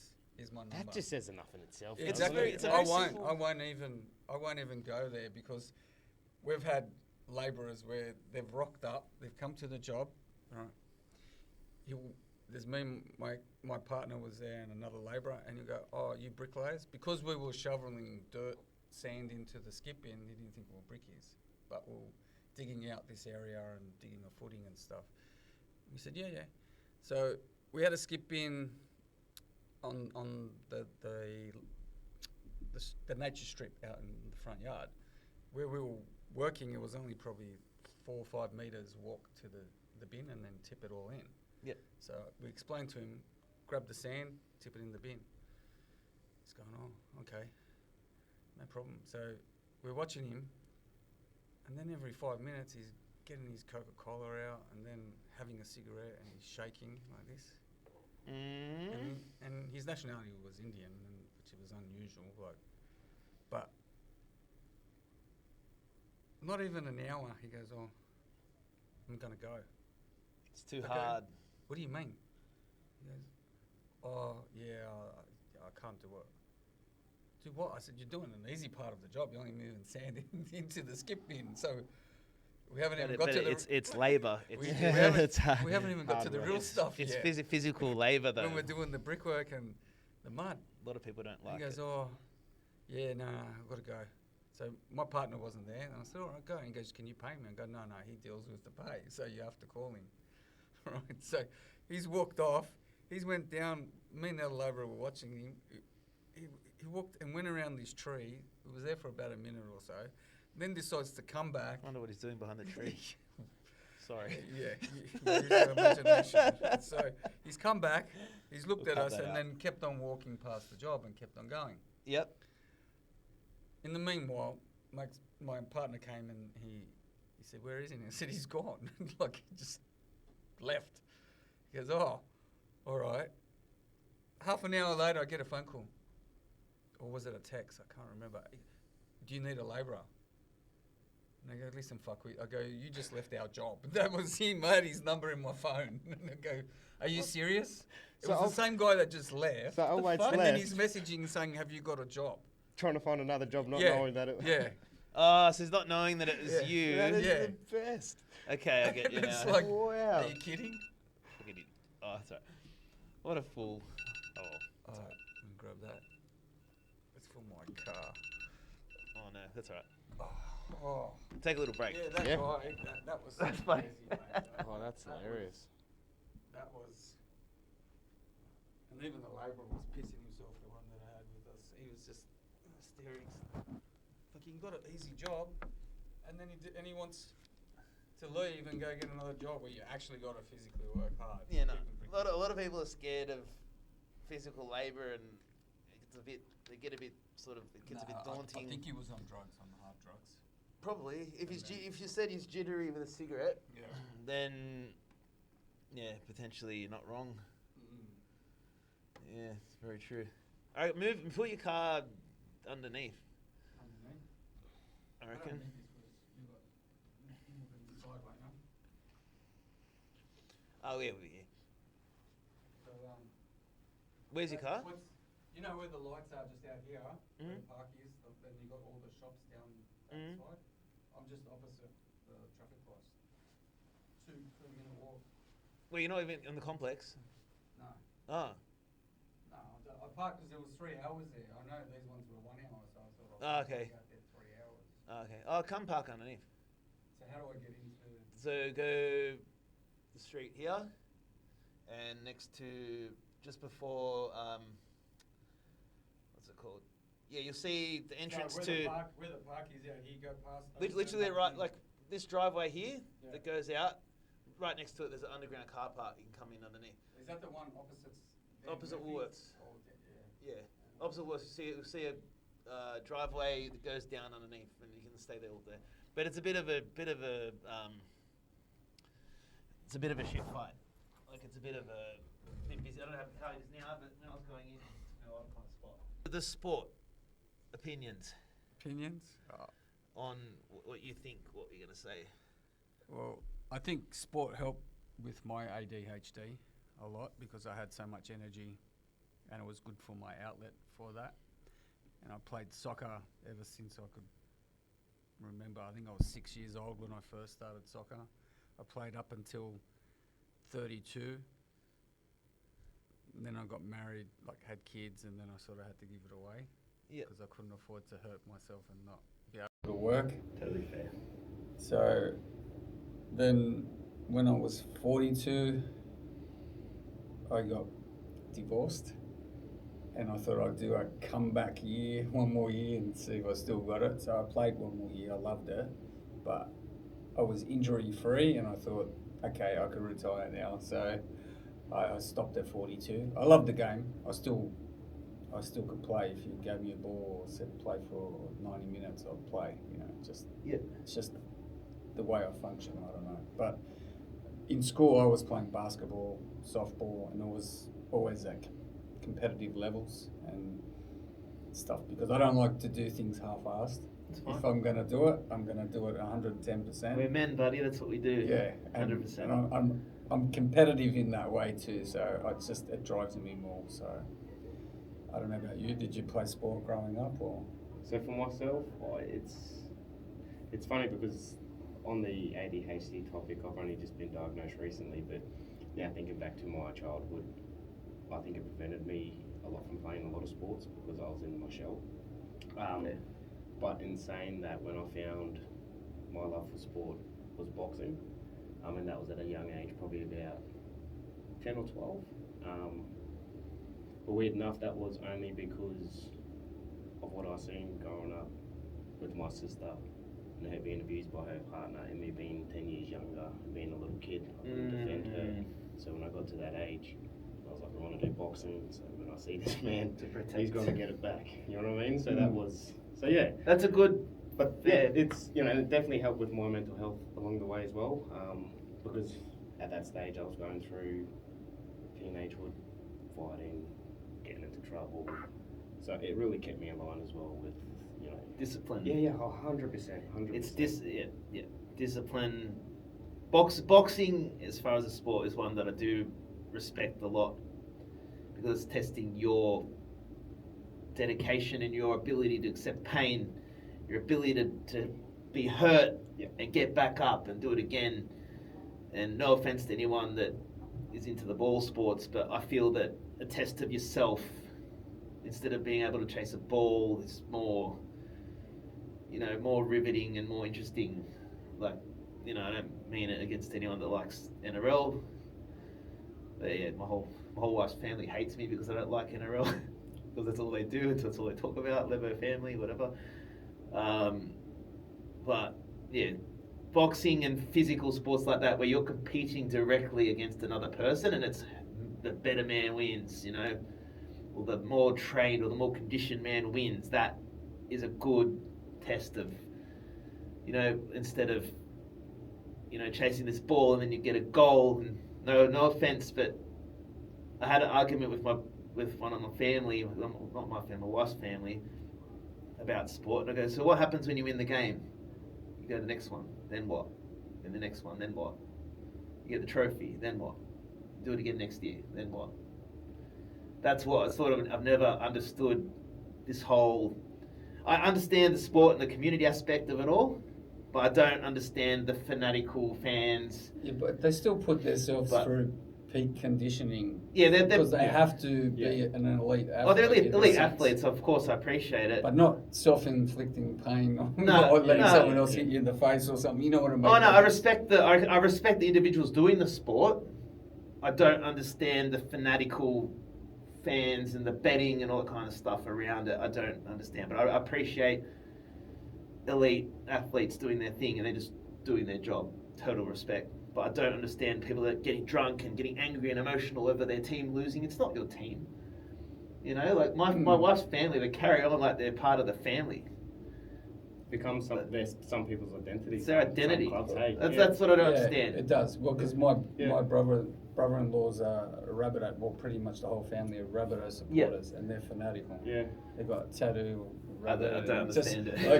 Like, that's what you were just saying. Like, part of the family. My wife's family is all like really involved with the Bulldogs, but I'm talking like actually involved with the Bulldogs some way or another. and they're involved with the Leagues Club, and there's a whole mafia around these Lebo families in the Leagues Club, and I'm just, every time I meet with her family, I'm just sitting there thinking, fuck, I don't know what the fuck you're talking about. I don't know anything that's going on. And I did another video about it, how they always fight and bicker over family overseas and land overseas, but then all of a sudden, oh, did you see the score? The Bulldogs are winning. They're automatically all hugging each other and laughing, and you know, they're at a family gathering, they've been yelling about something the whole time, and then all of a sudden the score comes on and they realise they're winning and they're all happy about it. They all unites the family. I get that. But I just don't understand the whole betting and toxicity, and you know, it's all really in the mainstream media pushing it as the only thing to do and the only entertainment that we have, and just we're very inner-centric as far as our leisure activities go in Australia. It's just all about NRL. If you don't like NRL, like the way you looked at me before when I said I don't watch it, you looked at me like I'm from outer space. I just never. I did play it when I was a kid, like for a year. Gymea Gorillas represent. I just never understood what the point was. Okay, that's I just don't that's know. something new. It's just I don't know. No offense to anyone. I don't mean it in that way. I just don't get it. So is it more so that team dynamic? Is it that? I respect the team part. I respect the community around. I respect that kids go out on a Saturday and their parents are meeting each other and mingling, but I just don't get like what's the sort of part of me understands that, but I just don't see the point of the game itself. I just don't. It's just The game itself is one team's got to win, one team's got to lose. Yeah, I know. Every sport's like that. I guess I just don't see why people get emotionally invested in it. I think it should just be fun. If people are emotionally invested and angry and upset, like I'm not going to say who, but one of my wife's family that is going to see this video probably, when we were at a sports club and the game was on, the Bulldogs were losing. It's last year. The Bulldogs were losing, and he's staring at the screen with tears in his eyes. And I'm looking at him like, bro, it's a fucking game, bro. Get over it. And he got cut at me for it. So, but do you see those die-hard fans in your wrestling scene? Like, is that, you know, Well, we look, talk I about can't I can't talk because I do have a small, you know, I'm a niche micro celebrity in a little tiny sphere. But do you get into the extreme?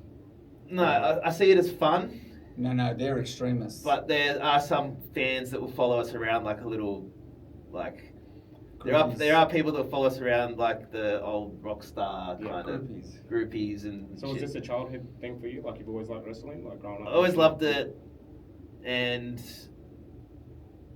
it gets quite deep why I'm doing it again. But I did it years and years ago when I was young.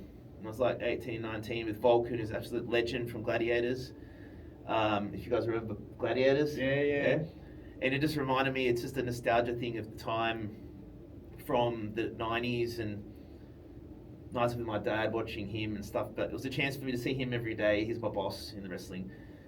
But I did it a few years ago and I stopped. Because I got busy, I was working, whatever, I stopped doing it. But the guy that I was training with at the time, two of them at the time that were starting out at the same time. One's ended up getting noticed by WWE. He went to tryouts. He went to go to Japan. He went to New Zealand, wrestling all over the world. Is that your dream? No, but I missed out on it. So I'm just trying to rekindle a little bit of what I can here. But he went to Japan, WWE, all sorts of shit. Absolutely amazing guy, really talented. And the other guy, Samoan guy, is now an actor. He was in Young Rock on Netflix. I don't have Netflix, I don't really watch it, but there's a show called on Netflix called Young Rock. He was in it. He's on NCIS Australia or Sydney. And he's an actor now, plus works, and he's raising a family, and it's all come from wrestling. And that wrestling and being in the spotlight has started them off on this little trajectory of becoming famous. And he's become an actor. And there's another guy, Adam, shout out to Adam. He's a stuntman. He's done a whole bunch of movies and kind of stuff like that. And it's all probably come from wrestling too. And he does jiu-jitsu and all sorts of shit. And just where these things can lead, that's why I'm doing it. if that makes sense. I like that. Yeah, definitely. Just to see where it can go. But the reason I like wrestling, I know people think it's fake. It is. It's theatre. It's theatre. It's ballet. It's ballet. But you tell someone you were a pro wrestler, and then, oh, tell me more about that. That's cool. I never heard of that before. But then you say, oh, I play NRL. Oh, okay. Everyone plays NRL. Everyone plays soccer. Everyone does tennis. You know, it's not against the sport itself. That's debatable. I don't know. I just feel, I don't know. Because if you go to a bar or a club or whatever, and a woman comes up to you and says, "What do you do?" and then "What do you do?" and I think more attention is going to go to the rugby league player over a wrestler. No, you'd be surprised. You'd be surprised. But then I also understand what you're saying, because it's quite unique in terms of it's different. You know what I mean? Like it's fan based. I can also understand, because some females, and no disrespect, but it's like you said before, you know, it's fake, it's not real. But then you've got NRL where it's, you know what I mean? Where I might be wrong. Because NRL's so mainstream, everybody knows what it is, but wrestling people don't know. They don't know the ins and outs and how it works, and they just assume it's fake, but they don't understand the drama and the blood and the sweat and the tears and the scars and the bruising. And just so you do get real blood? Oh, not on purpose, but it happens. Because you would have to put your body through some. It hurts. It's parts of the ring that are sharp and not done properly, and you hit something on a turnbuckle, or you fall the wrong way, and I've fallen out of the ring before, and the guy I'm up against in March is 170 something kilos, and I've got to try and lift him up somehow. We've been practicing that, and it's going to suck, and then I break my back. Is it predetermined who wins? We find out on the night. Yeah, right. Okay. So how does that work? So it's not all choreographed, but we have certain spots we have to get to. How we get to those spots is up to us, with the experience of learning what to do, and it's all. What do you call it? It's all in the back of the wrestlers' minds. I can go to Japan and go anywhere, and I don't need to talk to them. It's just about feeling. You can feel what they're going to do. There's certain gestures, certain ways they grab you. They call it the iggy.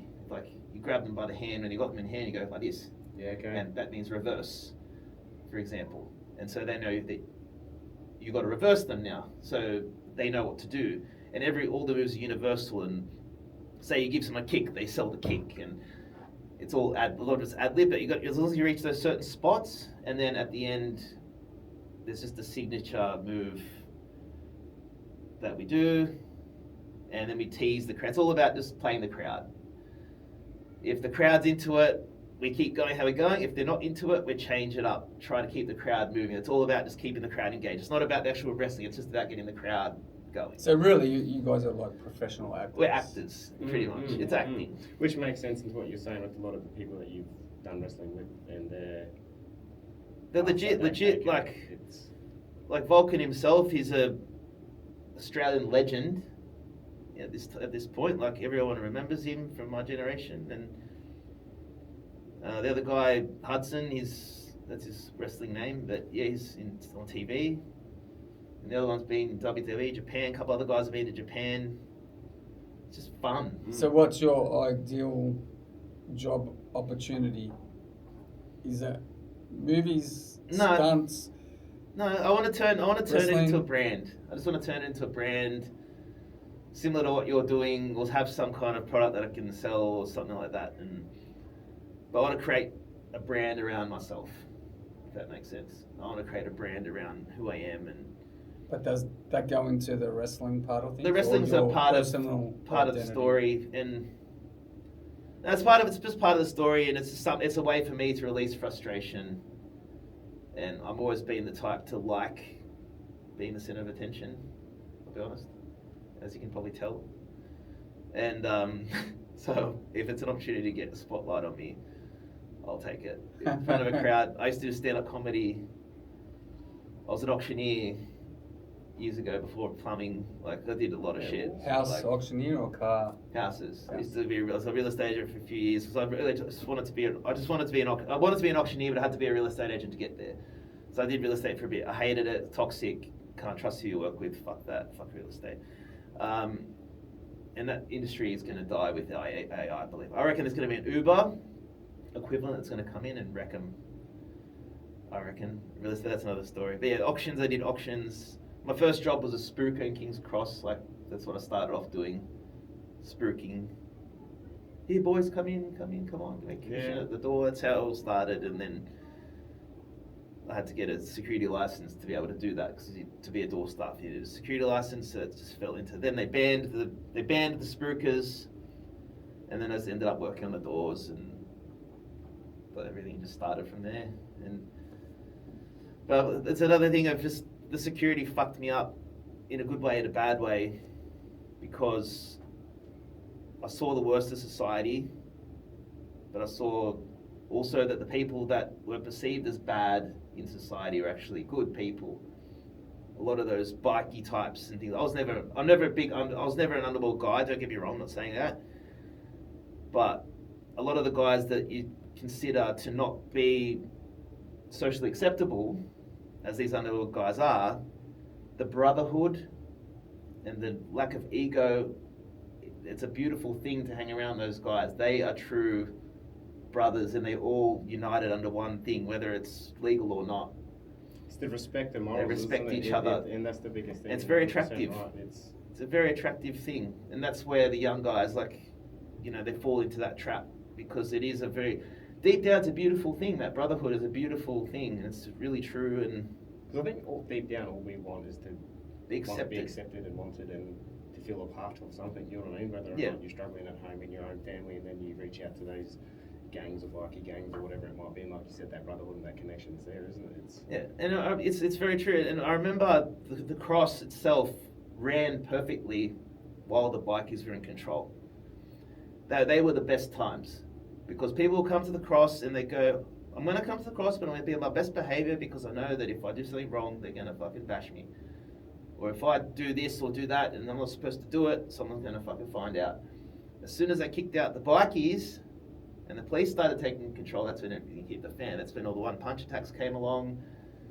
That's when it started getting violent. Before that, look, I said, don't get me wrong, I saw shit happen, but it was nowhere near as bad, because if something went on the street, those boys would come out and deal with it before the police even knew what was going on.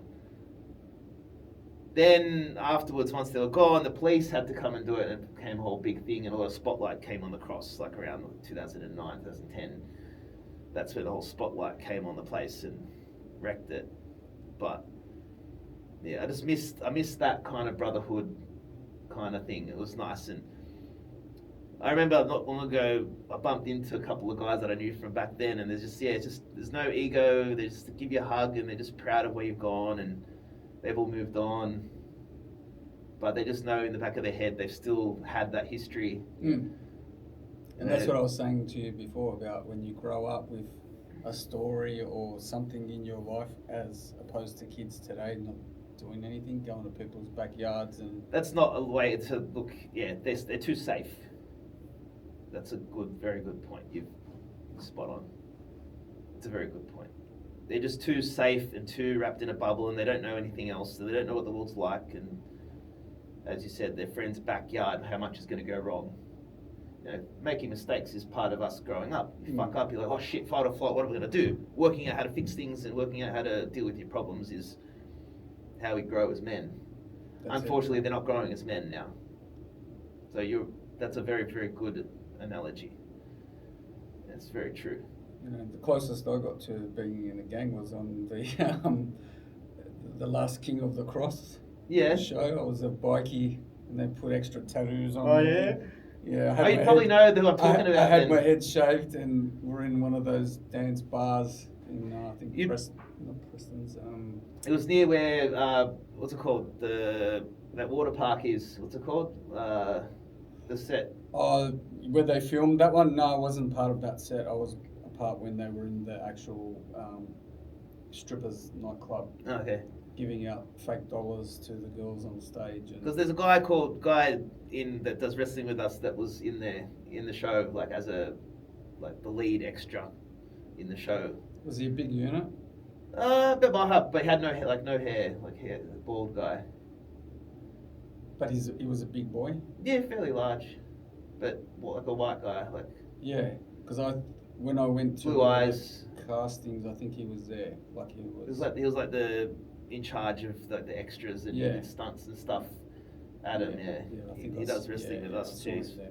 Yeah. really nice bloke. He does some fantastic things like for children. He's got like a he's got like a child abuse platform that he's really passionate about. And he highlights a lot of things about child abuse. Plus he does all that. Plus he does wrestling. Amazing what a man can do. That's awesome. See, it's Amazing. all about time. Squeezing that little bit in. Fit as much as you So can. you can be a dad still, Hey, that's and it, you mate. got to still fit Ah, in everything. I see. yourself. I see. Yeah, look, the dad thing. I don't know if it can happen. Why? I- You're still I- young. it's not me. It's her. But yeah, I can't.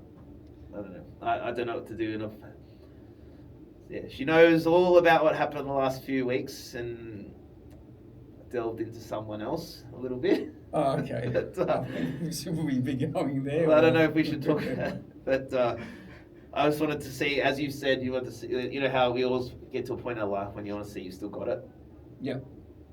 That was all it was. It was an ego boost for me to say, hey, I can still do this, and then I got over it and I stopped because I know that it's a distraction, and I want to keep going on my path. I don't want to put all my time into a woman and then not do what I want to do going forward because my life is more. Yeah. You still got stuff that I've you got wanna things that I want to do. achieve and Yeah. do. I'm nowhere near where I want to be, and I don't want to pull myself away from that. My wife's been fantastic through everything that's happened. I've had a very bad last few years, and she's got a lot of trauma from that too, and she's got a lot of PTSD because she was told that I was going to die by the end of 2022, and now I'm still here. Fuck, it's weird. But yeah, I could probably show you guys some pictures of what I looked like back then. You'd freak out. Fucking scary, but yeah, I should have been dead 3 years ago or 4 years ago, Wow. whatever it is. I couldn't, like, just looking at you now, man, I can't see. If you see the pictures of me, Crazy. you would freak out. I got down to 90 kilos, which for me was just, I've never been that low. That's a high weight for some, but for me it was light. Like, I was like a stick. What are you normally at? Like 120, 130. At the Yeah. moment, like 130, 135. Natural, no, but I'm still a bit fat. I've got a loose skin and I'm still fat. Not perfect. I still want to fix that. But compared to what could have happened, and the fact that I could be in a coffin right now, man, it was By the deep. sounds of it, man, you've got an amazing Is it- life backing you up too. You know what I mean? I don't- The but I amount of don't- strength that you've got. I don't resent anyone and anything for anything that's happened in my life because what I've done, all the stuff that I've done in my life, if I've gotten that, I deserve it. 'Cause I was no angel, never have been. I did some stupid shit, But everyone does that. That's it. I think Everyone that's does part that. of life. and I wasn't that good of a person either. That's like you said earlier on, mate. It's those things that we go through to learn and get And out. grow. That's, you know. I was not an angel. I was a miserable, angry person until the cancer. And then when the cancer came, I flipped. And I turned into the happiest, most positive version of myself I've ever been. That's what happened. And that was because obviously how close you were. Because I saw that I was going to Yeah. die. So I wanted to do everything I could. I went and spent a lot of money thinking I was going to die. I went and bought a car and bought bikes and did all sorts of shit thinking I was going to die. I could have bought a fucking house instead, but, you know, stupid me, whatever. Could have had investment property or something, but didn't. And just, yeah. I was more worried when I was sick. When I was at my sickest, I was worried more about the rain. 2022, about rain for like a year straight. Nearly. 22. Remember 2022? It rained for nearly a year straight. Mm. It was rained so much, and I was more depressed about the rain than anything else. Because I was thinking to myself, I have a year off. I'm not working. I've got someone working for me. I was answering the phone all the time, whatever. Still technically working. But I couldn't go out on my bike. Couldn't do anything. I was stuck at home, getting pumped with chemo. And it was an ugly time, and the fact that I couldn't go out and get in the sun, that's what really fucking fucked me up. And then You like as soon- being outdoors in the sun? I like to be out. I wanted to be out. I had that time off, sick, but I wanted to be out on my bike or doing something. Wanting to live life. I wanted to go out, yeah. Like, still, it's just. And what depressed me was if I was going to die that year, and I've wasted this whole time inside. Yeah.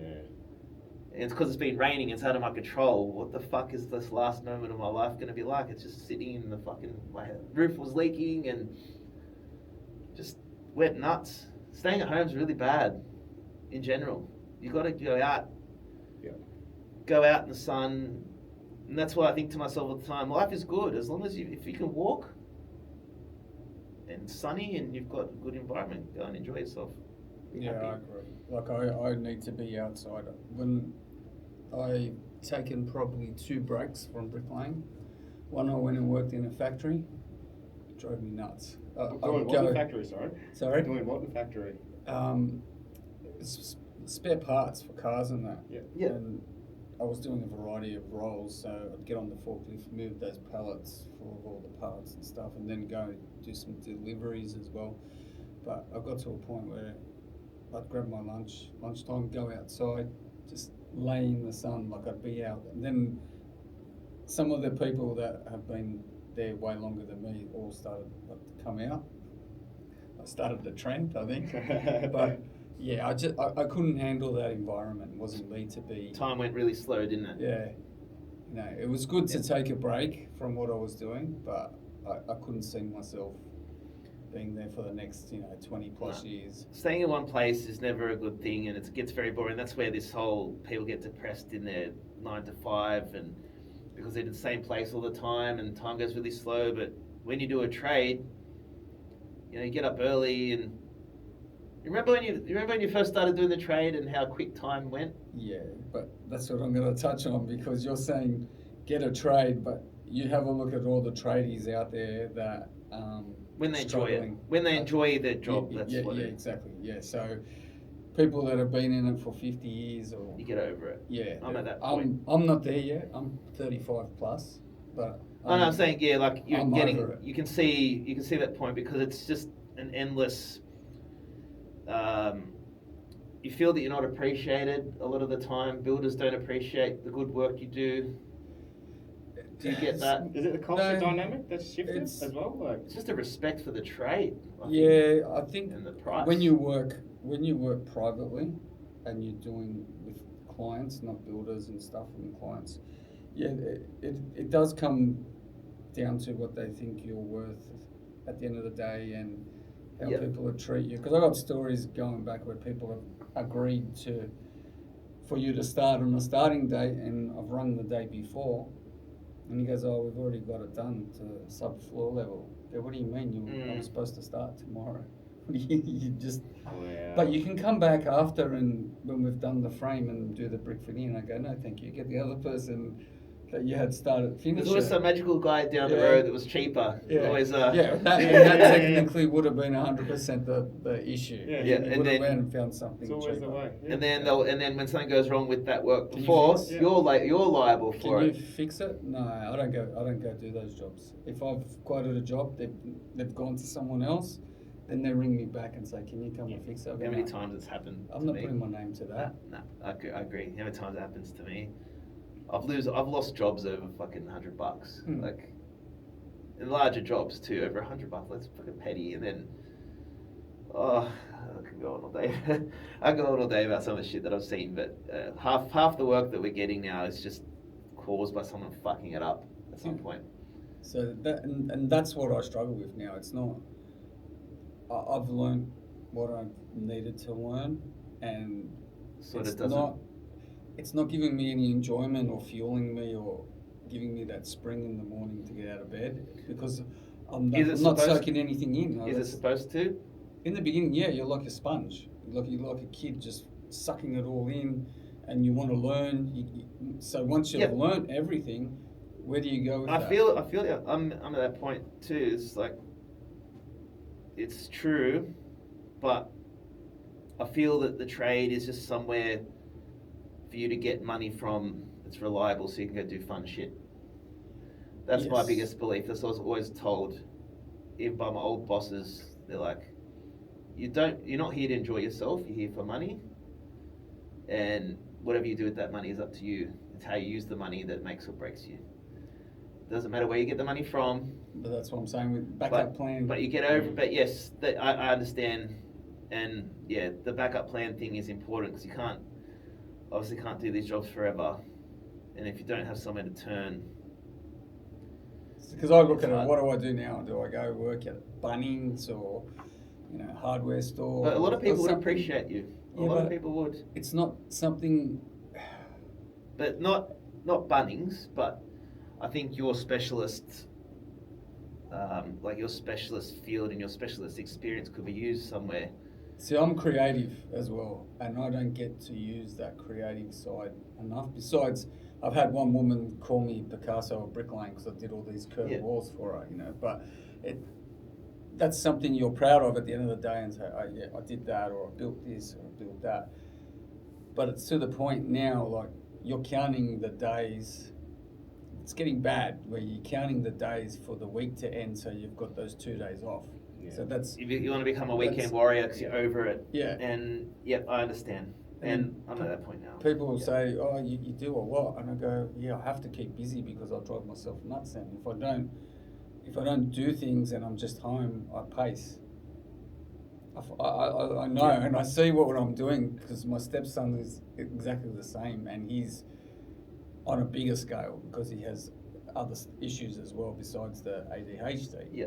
And when I see him, but he walks around and eating his food, and he's an athlete too, so he eats even more. Yep. He'll eat while he's pacing around. I go, "Can you sit the F down, please? Like you're irritating me now. So just go relax, Some people like that. relax and eat." But I don't know. I'm like you in a sense. I want more, and I want to be able to prove to myself that I can do it, because I've always had this thing. Because people thought, oh yeah, my brothers and sisters, oh, he wants to be famous, or he's trying to do a get quick kind of scheme thing. Nothing in my life has been get rich quick, or No, I've worked for that's it. tall poppy syndrome. Yeah. That's if someone tries to do anything that deviates off the path that everyone else is on. They go, "Oh shit, I can see a pattern. Here's something wrong. Oh, stay away from him." They think Something you're in some. that story, yeah. They think you're doing witchcraft or something. Or what is he doing? Yeah. Why has he got those socials? Yeah, or acting fake or being someone who's not. And Yeah. That's what people do to so- me. People say to me all the time, like, "What the fuck are you doing? Like, being a big man on Instagram, fucking this shit." I go, yeah. But I block all the noise, I and don't I care. say to my missus, I say, I don't care what people think. I honestly don't care, because if I'm bugging them, don't watch me. You know what I mean? Or if I'm saying something that they don't like, turn me off. Like, Trolls work to your advantage though. Yeah. That keeps the Yeah, algorithm. yeah, going. I know, but even that saying, people you know. Do you know what I mean? That don't Yeah. like anything that you put up or stuff. Yeah. Do you know Yeah, what I yeah, mean? yeah, That says yeah. a lot about them. So I don't worry about anything, because my wife, she's the opposite to me. She worries what everyone says or thinks. That's not a way to live. And that's what So I I'm mean. bad And I'm for it. saying Yeah. that's not good. That's me. Yeah, You stay in your lane, go and do whatever yeah, you want. Yeah, No that's- one can tell you anything. It's one thing I'm struggling with. And I've been learning over the last couple of years actually. It's just not giving a fuck, to be honest, and that's easier said than done. Yeah. Yeah. But the other thing that I've realised too now that I've been diagnosed with ADHD is that RSD.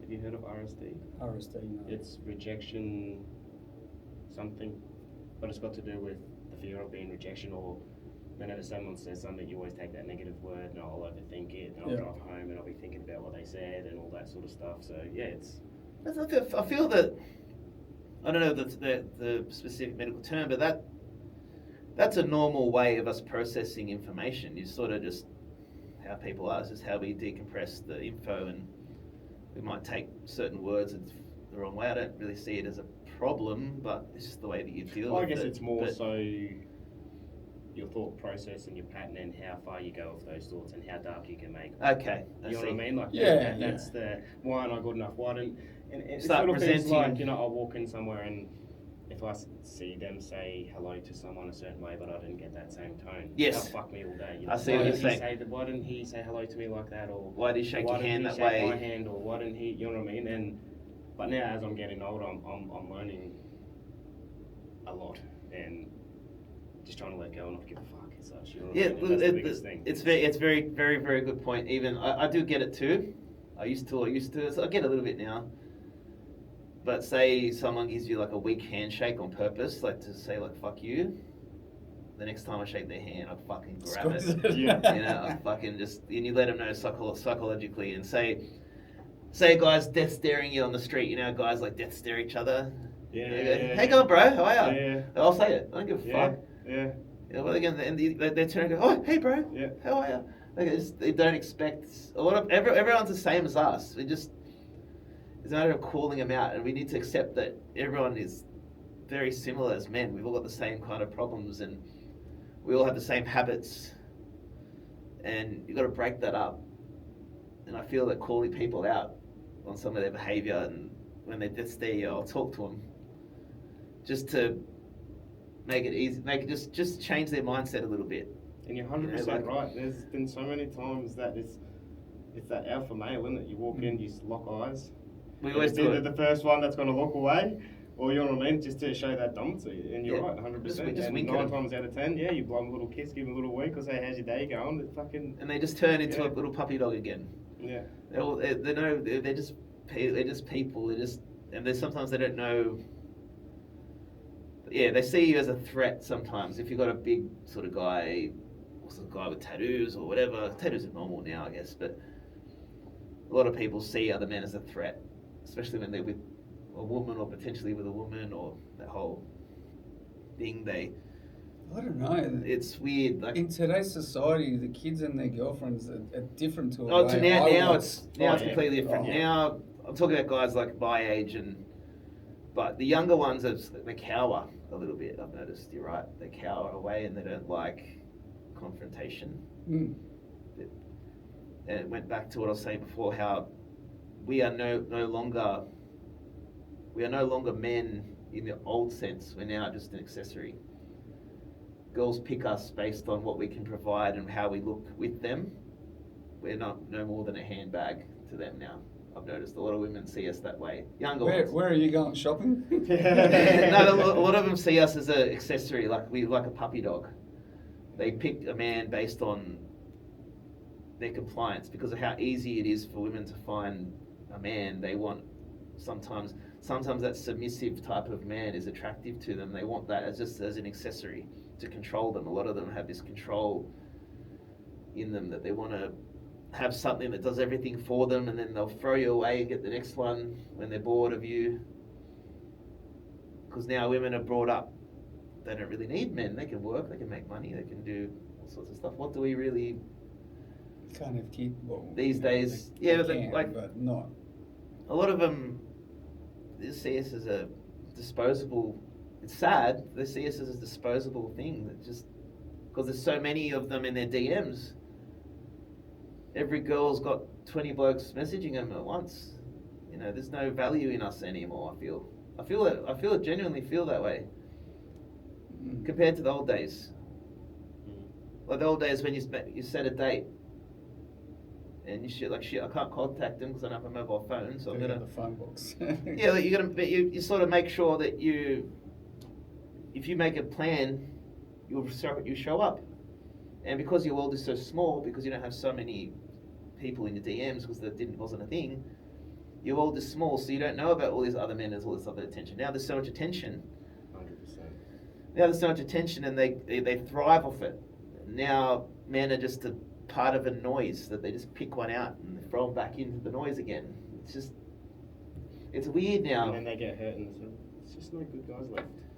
They all pick the always same. going for the fucking same ones. They always pick the same ones. They always go for the same ones because they're not attracted to. We think that being a protector and a provider is good, but really they want the emotional roller coaster. They want the does he like me? Does he not like me? Does he like me? Does he not like me? That's what they want now. They enjoy being able to go to brunch with their friends and say, "Oh, I don't know. I'm not sure about him." You know, they like to be able to create drama with their friends and have their friends then give them validation and words of support. Because then if they go to brunch and everything's perfect, it's a boring conversation, isn't it? Mm. You know, they're just craving for validation and craving for that roller coaster of emotion. That's what they really want. You've got to keep them on the hook. I know it sounds weird, but it's like fishing. Let them really out, let them really in. You have to do it. That's what they're attracted to. I'm sorry. Well, not all of them, but a lot of them. I don't know. I don't know. I'm not on the scene anymore. I've been off the scene, off the I market feel- for a long time. I don't know, and they love, a lot of them, the younger, like a lot of them are not attracted to, a lot of them are not attracted to the younger guys because, as you've been saying, we've both been saying about, women are attracted to a man that's got a history, he's got stories, he's got scars, things have happened to him. That's what they're attracted to. They're attracted to a man for who he is. When the man is young, he doesn't really have that kind of value. That's why women always want the older guy, that kind of thing. And you've got a lot of, and the immaturity too when it comes to the younger generation. yeah, they want a mature man. That's why they always tend to go for someone a little bit older and a bit more experienced. And then the young men are now feeling very resentful in their youth because I feel that young men are the most targeted group in society. That they've just got no value and they're always told that they're no good and they're always told that they're useless, and I feel bad for them. I feel each man is special. They've got their own talents and they need to learn. Men need to learn to deal with things themselves. They need to learn. I don't know. School pushes them into this belief that there's always someone there for you to talk, and there's always someone there to help you, and there's always someone there to support you. But it's really a false reality, because when you call up your mates and say you got a problem, they're like, bro, I've got my own problems. And it's very true. You know, I've got a particular friend of mine who always calls me out with lady problems, and I'm like, bro, you're 38, dude. I'm sure you know this by now. But then a woman calls her friends, oh, it's okay, babe, yeah. It's okay, you're the best, don't worry about him, and here's a fuckwit, don't worry about him, and there's a little validation in their conversation. I don't know if you get what I'm saying. Yeah, I get it. But men were like, I'll get a mate calling me, but I was like, oh man, and I know I shouldn't do that. I know the whole reason for your platform is to not do this, but I feel that as men, we're drained as it is. It's very hard for us to give each other the support. And I think my mentality is half right, half wrong. We need to push each other to toughen up, but at the same time, we need to be able to listen to each other and help each other. Because the idle mind is the devil's playground, they say. I agree to a certain extent there, because I'm a big believer in, you know, I've got quite a few close mates that I can ring up on regular. I could fucking break down crying to him and he'll support me. He'll never tell me to shut the fuck up and It's be a good man. friend. Yeah. But I also think that's the biggest thing too, is that stigma around men and having to hold that sort of shit in. But again, I don't believe that we should sit in it for so long. So I'm a big believer in, if we have emotions, we've got emotions for a reason. We're human, whether or not we're sad or upset, we're in pain. We have those emotions, so what are they there for? Yep. And we sit in those emotions, we embrace them, we learn from them, Yep. and then we move forward from it. You know what I mean? I think that's the biggest thing, and I think that's where a lot of people struggle, and you find there's probably a lot of suicide in men because all those years of bottling it up, and then having those old school men that I grew up with was, you know, men don't cry, men don't show emotions, men don't do this, men don't do that, and I've done that for so long, and I popped in the end. And when I did pop, I popped and went on the ones I love, my kids and my family. So now I won't hold anything in, and I will go to my support network and I will reach out to them and I will. Fair. But again, I will not stay in those emotions because I've also found that those emotions become addictive. So if you live in those emotions and you're depressed every day and you're thinking negative, then it becomes reality, it becomes who you are. So then before you know it, that's how you're living. You're going to be living depressed. You're going to be living, Yep. you know what I mean? Yep. Where if something does happen, you know, I ring up the bro, I say, look, I'm upset. This is what's going on. Why are you upset? Why are you feeling this? Why? Right? Felt it, you know why? Now find another fucking reason to keep pushing forward and keep Spot smiling. on. Yeah. So good energy, as I said on the chat before on our Facebook, we're organising this. Energy and energy are the same. Bad or good. 100%. If you're going through a tough time, negative energy is still energy. It's how you use it. If you have a tough time, are you going to sit and cry and expend that energy crying? Or are you going to maybe talk with a mate and go out, have a lunch together and talk and feel better and use that energy in that way? You know, that energy doesn't disappear. It's how you use it. Or say you're upset about something after a heartbreak. Go to the gym, pump out some extra fucking sets and put some music on and be fucking angry and go, fuck you, fucking push some more, you know, like that's good energy and bad energy are the same thing. But yeah, I do agree with that mindset too. It's a fantastic way to put it. Like I can act as tough as I want, but you know, the part where I appreciate you opened up about breaking down, I've had the same problem happen to me. Like I've had multiple times where I just don't know where to turn, and because I'm so used to being on my own, dealing with things on my own, that I do sometimes I have just broken down, but I will use that energy. It's weird, but certain old documentaries and conspiracy theories and certain podcasts, they'll just start talking to me and things will start resonating to me, and I just deal with it that way, and then I'll just go off on a tangent and fucking who knows what I'll be doing. But that's why sometimes your approach probably keeps you more level-headed. You've got a structure. Yeah. I think each to their own, I guess. Whatever works for you, whatever, you know what I mean. But I just found that's what's, you know, definitely. You've got a structure, and that's respect. You've got a good friend network, you know, that's good. You know, but it's not saying that it's not your friends aren't a good friend network, but it's more so, you know, was it very similar to what I've experienced growing up? We've always had those older men saying that that's not how men should be. You know, you should just shut up and not worry about it. You know, you're not the only one that's going through shit. You know what I mean? Like is that. Yeah, I don't say it to him in that way, but no. I give that impression, like you just sort of, I do feel bad for some of the tone that I use sometimes to them, because I know that they're genuinely asking for help, but at the same time, I've got so much worse shit going on in my life that I don't see other people's problems. Like, say if someone's got a problem with a relationship, I don't really see it as a big deal. Like, get over it. Like, I always think to myself, I feel bad. There's one particular friend calls me up about it sometimes. He's going through a lot of troubles, and I'm like, bro, your family's loaded. You've got a house. You've got everything you want, and what? Because you don't have a girlfriend, you're upset. Who cares? He's got these different girls. He's always got these different girlfriends. They don't work out, and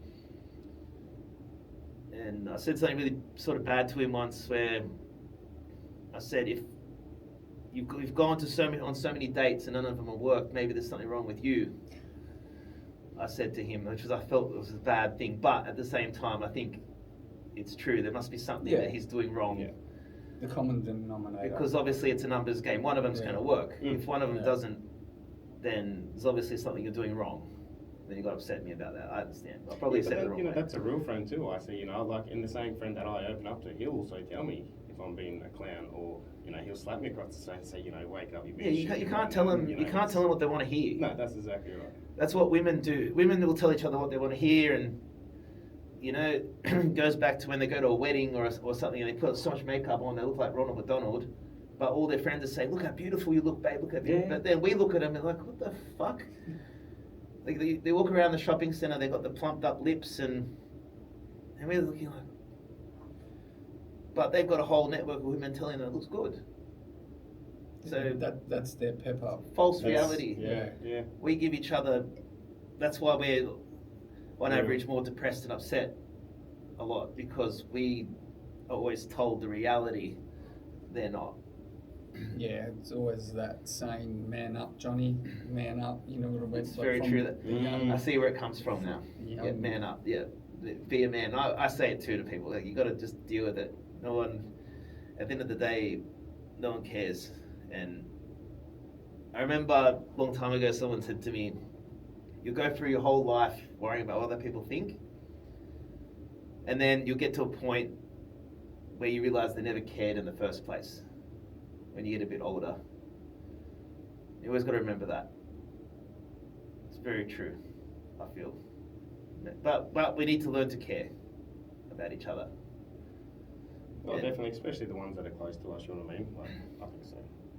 It's a very sad place to be. It's a very lonely place to be, but it is what it is. How I feel. Are you an only child, or No, how many Sister. siblings? sister, just one. Sister. Yeah. But there's no. I can't tell you there was any. Wasn't. Childhood was okay, I guess. She was the favourite, the little girl, but my dad was never. I was never really close to my dad until later, but he was tough on me and strict on me and stuff. But I never have anything against him. I don't really have any. Mine was pretty much the same. Like, my dad was always working. He couldn't speak English properly as well, so that was our language Yeah. barrier. And then 4 sisters, so we had to fight for the bathroom. Oh yeah, true. They spend 20 minutes 3 having boys and 4 girls. So 20 minutes having a shower and or whatever they do. I do that, to be honest. But yeah, they spend twice as long as you do in there, and you probably have the 1 bathroom or 2 bathrooms. And back in the early days, you'd have the 1. Yeah. But Banging on the door. 2 minutes Yeah. left. and this, we sort of having girls around sort of just gives you an understanding of how different we are. How different they get treated. Like, say, the difference between how a girl gets treated by the father and the son. Completely different. it was Quite one of funny. my sisters. She went to uni. He paid Yeah. for her to go to uni. Yeah. Gave her a car to go, but everyone could use it. When I'd say, "Can I use the car?" No, you can't use it. I'm going, "Well, So it's her why?" car, but they 'Cause said yeah. said that just to justify it. Yeah, and then Yeah.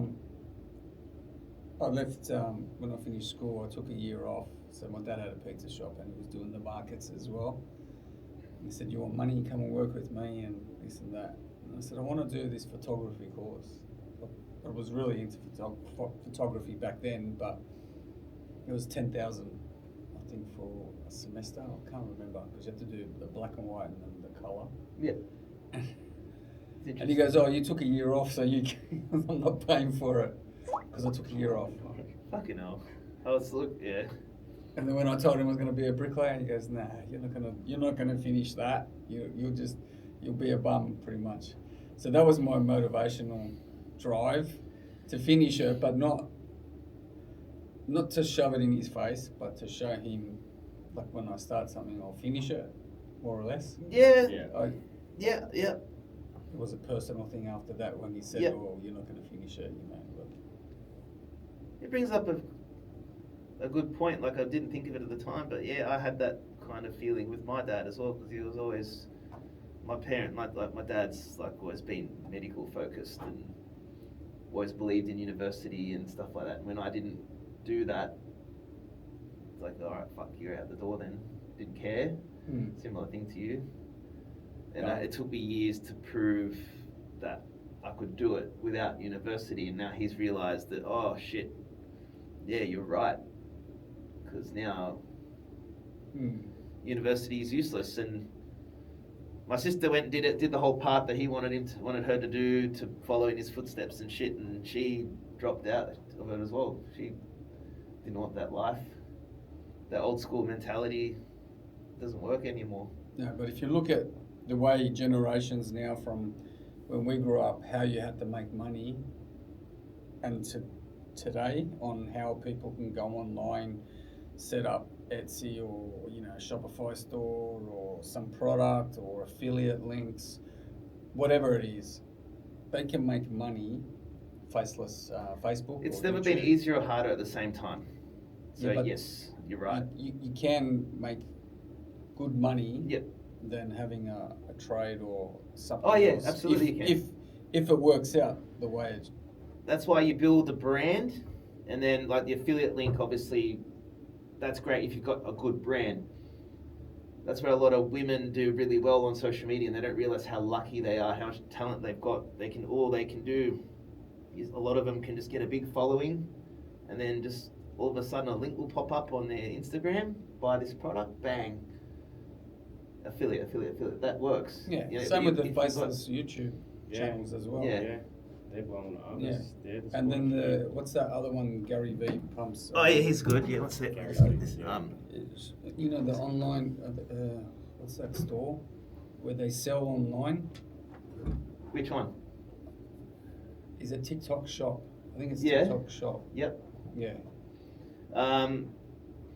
Oh yeah, you can And sell. they're turning over big dollars in one day, being on What are they selling? products and other people's products too. Because you know, I've learned, especially online, the female market is the best market. If you can appeal to women, you're set. Well, what are we gonna do? Put on makeup and, Yeah, and go it's just interesting because outfits? they're the ones that make a day out of shopping. They'll go to the shops to buy one thing and Yeah, they'll walk yeah. out with 20. Mm. We just walk in, say I want to go to JB Hi-Fi to get something. I walk, get a car park, go to JB Hi-Fi, get it, go back out. Straight back. But they'll walk around the whole place and, you know, they'll walk out with fucking 10 different bags from 10 different places. The women market's a very powerful market. Yeah. If you're able to find a product that you can sell to them, then you made it. Like, So is a kids market line as well. kids too, because Yeah. kids become a arm of the woman, and that's an accessory too. So the kids got the latest stuff, so they can show it. And that goes into the baby market as well. Got to have the coolest pram. Spend 2-3 grand on a pram, so it can Who look does sick. that? That's People crazy. do it. People do it, bro. That's Yeah. crazy. People do it. They got to have the latest pram. There's this particular one, something that they'll get, and they don't get it because of the function of the pram. They just get it so they can show other Yeah. mothers how Yeah. much I've spent. I don't know if your wife has done that. I don't know. No. So that's something that I was always big against, was that going for the fucking best Yeah, of the top best. range. Yeah. At the end of the day, the kids grow so quick. Yeah. Like it's. And then what happens to that? Just gets that's wasted. the- But yeah. at the time, they could show up to brunch in their fitwear and look at my pram, and the whole, they've always got to have something around them and so carrying something to show how much money they've spent. I don't understand. Spend money on the quality if you know you're going to get the lifetime out of it, but not just for the name or for a bit of attention. I see it all the time. It's weird, especially around here. You got to admit. Like, Yeah. Or in Ruby Kids yeah. in Westfields, they have a section for the mum and their prams and the kids and all that. It's like a fashion accessory. Mm. It's another accessory for them. Like, and yeah, I don't understand. They Louis Vuitton baby bags, like with all their baby gear in them and stuff. And why? Why do you need to spend 2.5-3 grand on a fucking bag? It's just a zipper. So my mentality is I work hard for my money and I'm blowing it on stupid shit. Yeah, that's how we are. I don't understand. Yeah, that's a whole other rabbit hole with this whole consumerism, and I always say it. If the product's got a man's name on it, the women come. I've noticed. Have you noticed that? No? Every handbag, every pair of shoes, everything that they buy, if it's got a man's name on it and it says Paris underneath, bang, Done. sold. Louis Vuitton, Jimmy Choo, got Marc Jacobs, what else? Heaps of fucking, like, Stanley Cups, Frank Green, they're all carrying around those drink bottles that have a man's name on it. And then you go to DFO and you see Colette bags on clearance. But the ones with the man's name are the most desirable. Like, you've got, it's weird. I've noticed it a lot. So is that a niche you've got to tackle then? I don't know. Maybe call it, Ross Paris or something. And My son's name's Paris. like, it's all right. But yeah, like having a man's name and Paris on it. Like Salvatore Ferragamo is another one that makes shoes that they'll flock for. Pay $1,000 for shoes. I don't know most of these. I know a few of I those know a names. couple of them. You've lost me on a few of them. Yeah. I've got no idea. I don't know, but just I've noticed with a lot of these luxury brands, it's just always a man's name, like Michael Kors handbags. It's never Michaela Kors, it's Yeah. Michael Kors, the man. Somehow they're marketing to women. Well, then it's funny how men are dominating the market then. We are in control as much as they don't want us to be. It's men created everything. Men created their eyelashes and nails Did and they? everything. I Oh, yeah, don't men. know about that. You know the fake nails was created by man. No, I didn't know that. Yeah, look it up. It's Okay. a dentist. Yeah, right. He broke his nail and he broke his nail while he was working. He had to keep working, so he stuck on some kind of dental product in his nail to cover it while he was working. And the whole industry of fake nails came out of that. He decided, oh, something's going on here, so he decided to experiment with it, and that whole fake nail market came from a male dentist. Yeah, wow. Incredible. It's the people don't realize this stuff, and Yeah. then women go around and say, oh, men aren't shit, men aren't shit. Oh, that light bulb, who made that? The TV, who made that? The table, who made that? And they all jump on those podcasts saying how that they don't need men because they've got an OnlyFans account or something.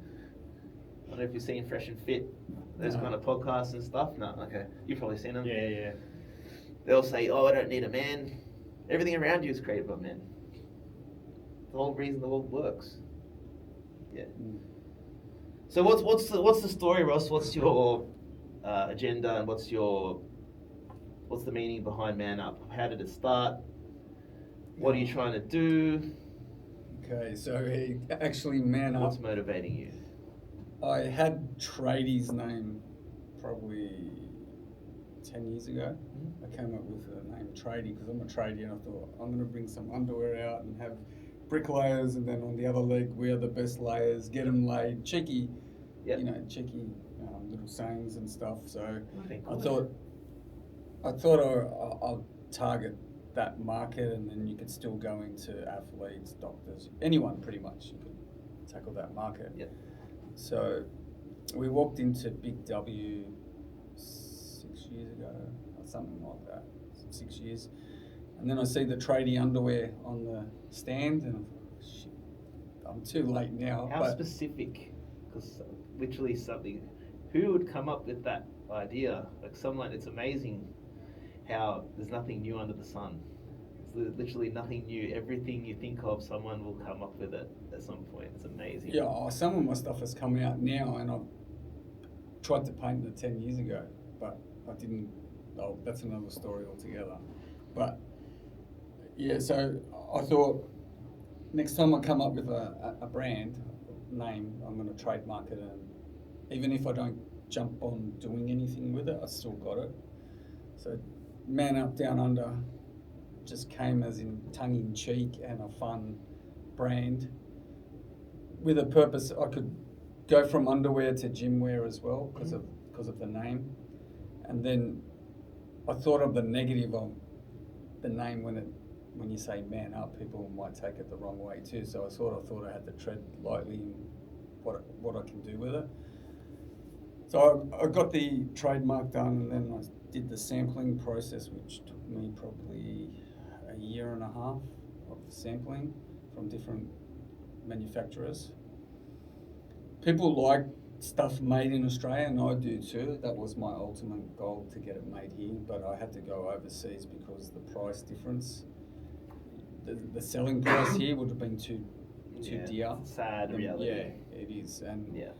so I found the manufacturer, and I started with them, got my test units. But I'm trying to build around the brand a community culture, like a Calvin Klein. It's not just about the underwear, it's about other things that I want to incorporate with men's mental health, which I'm working with.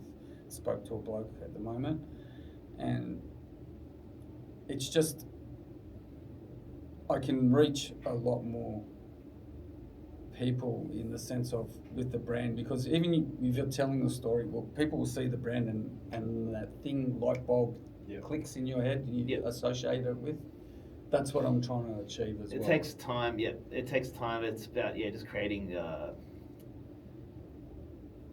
recognition, and just, you're there. The marketing, having the name somewhere in somebody's peripheral view, and being out there and just having it spread, and then people start to recognize it. Brand recognition. It's interesting, sort of science around it all, Yeah. how it all works, and Yeah, I think I like what you're thinking to do, because you're thinking to do some kind of some stuff out in the street and interviews. Where are you thinking of going here? Uh, I've done previously things on the street, which was fun. Like you interview people and saying, we did a Yep. tally on what underwear do you wear, and so I had a little book and I was putting all the names and ticking, brands that people wore, and it was interesting because I was surprised on what people said and what people chose not to say. Some just say I don't wear underwear, so I don't know if that was just to get away from me or something. So, but People just think yeah, funny. it was fun. So, and the reason I people ask me all the time why underwear. It's a tough gig, like tough niche to crack. And I'm a tradie. I'm in underwear from 5 o'clock in the morning till 5 o'clock. Well, you don't have a shower straight away when you get home, but Yeah. it's a big day in underwear. So I'm a good test performer in them.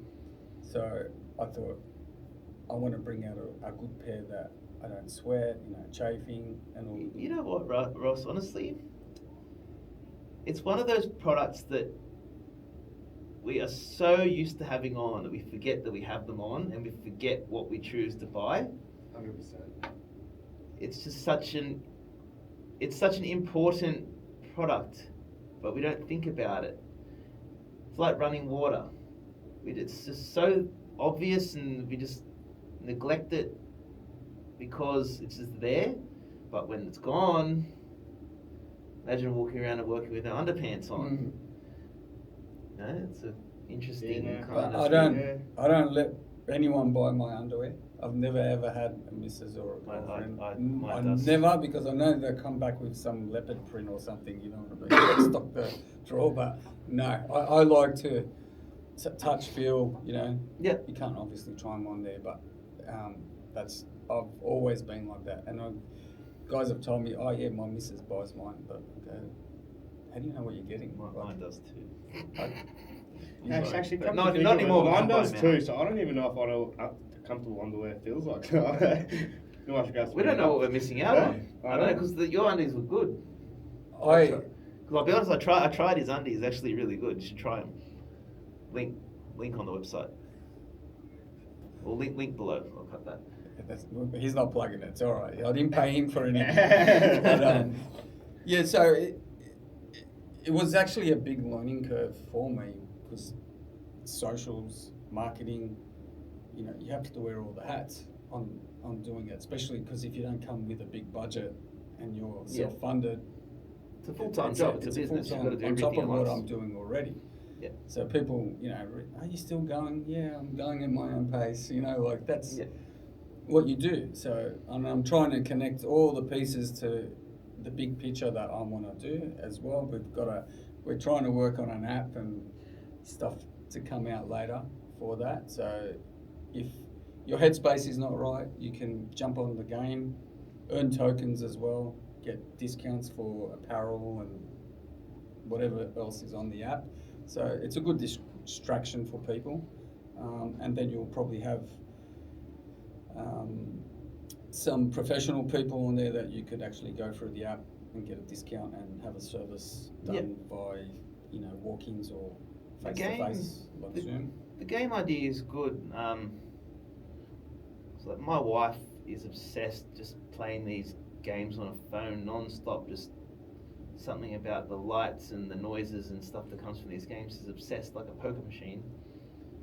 I think the game idea is good. So there are a lot of people. I know there's a subsect of the community that uses them to distract themselves from after they've had a hard day and they want to just decompress and some downtime, and they'll play a game. And I think that's a great little idea. And if it's got a few little knickknacks in it that people can benefit from at the same time, at least it's not just an endless game and just going up levels and going nowhere. At least maybe they can achieve something, and maybe play enough levels might get underwear. Oh, there's other features that you can check, like checking on your mates. Oh yeah, like I was saying, there's other things that you can do within that sphere. It's not just an objective game.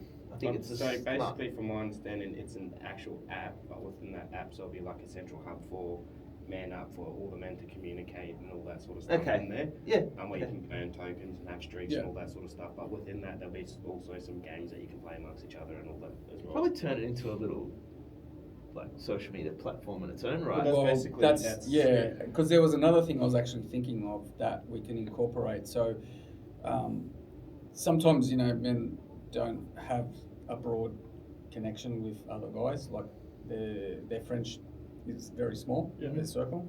So if you're going to court and you need someone by your side, on the app you'll have other people there, and if someone's got a spare hour to come with you just to be your support, there's the option for that. Whether guys will take it on or not, it's up to you, but that option might be there, just as support, because Just don't know how it would work. Like, it's interesting just to see what you come up with.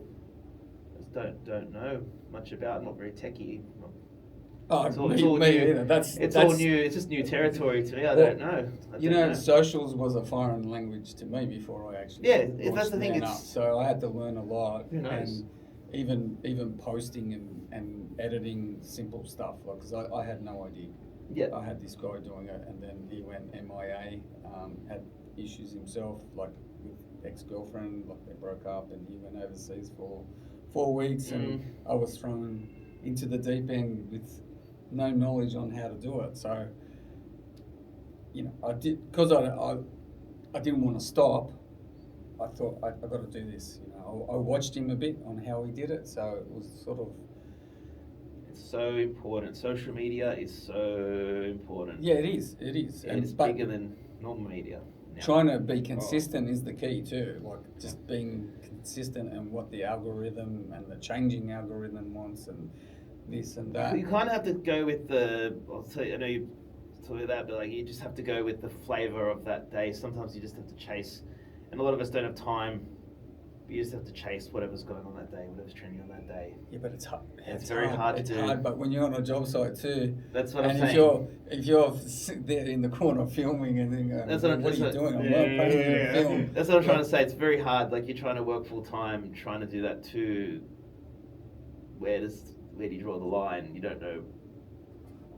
You don't know where to turn, what to do. So like, the fact that you're able to do all this and that you've got the passion and the will to do all this is a testament to you, because you're obviously working hard, raising a household, and you're still doing this other stuff, and you've got another goal in mind. It's a beautiful thing, and well done.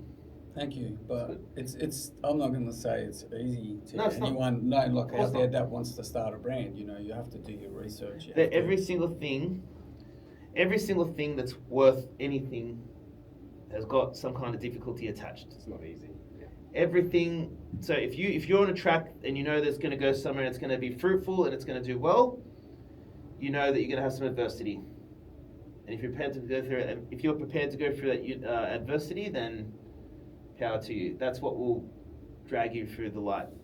Yeah. At the end of the tunnel. 100%. So go for it. Anything you can do to help, you do it. I'm still going. There's always something new that sort of comes into my head, and I'm like, no, just put that to the back burner for now. Just stay on path. Yeah. Get to there, and then you can, broaden everything out from there. It's just you need to have a base, a comfortable base that's set. Obviously, that can produce some freedom for you to be able to go and do other things, but you need to establish that base first through Man Up and achieve that dream that you wanted to do, see where it goes. Once you establish yourself there, then you can set systems in place to branch here, branch there, and delegate. Yeah, if you get to a point where you can delegate things, that's the best. Then you got someone to watch this, someone to watch that. That's delegation is hard for me too, because I'm a bit of a perfectionist, and if someone's not doing it right, then I'll say it's all right, I'll do it, just so I'm putting structure. Yeah, of course. And but how do you do so much stuff? How do you do where? But that's where Ross needs to learn to let go, and it's hard. But it's very hard. I'm an old dog learning new skills. That's so okay. That's okay. It's hard, but I will get there, and I have put other people in control of certain other things that I don't know anything about. So I'd rather a professional doing that than me trying to, stuff it up along the way. So it was hard, but I've only got so many hours in the day, and I pretty much use a lot of them, even when I get home after work. But filming on site as well, it's like I might only use maximum 5 minutes of work time on site just to get a little shot. It doesn't take long. So when I go home and crop it and put it in, it's like, how do I tie the brand into because they know the bricklayer, they know the journey that I, got a side hustle where I'm pushing them. But how do I tie the underwear without making it look salesy? Yeah. In the videos too, and I don't want to push that because I've done studies on looking at what gets more reaction, and the bricklaying side of things get.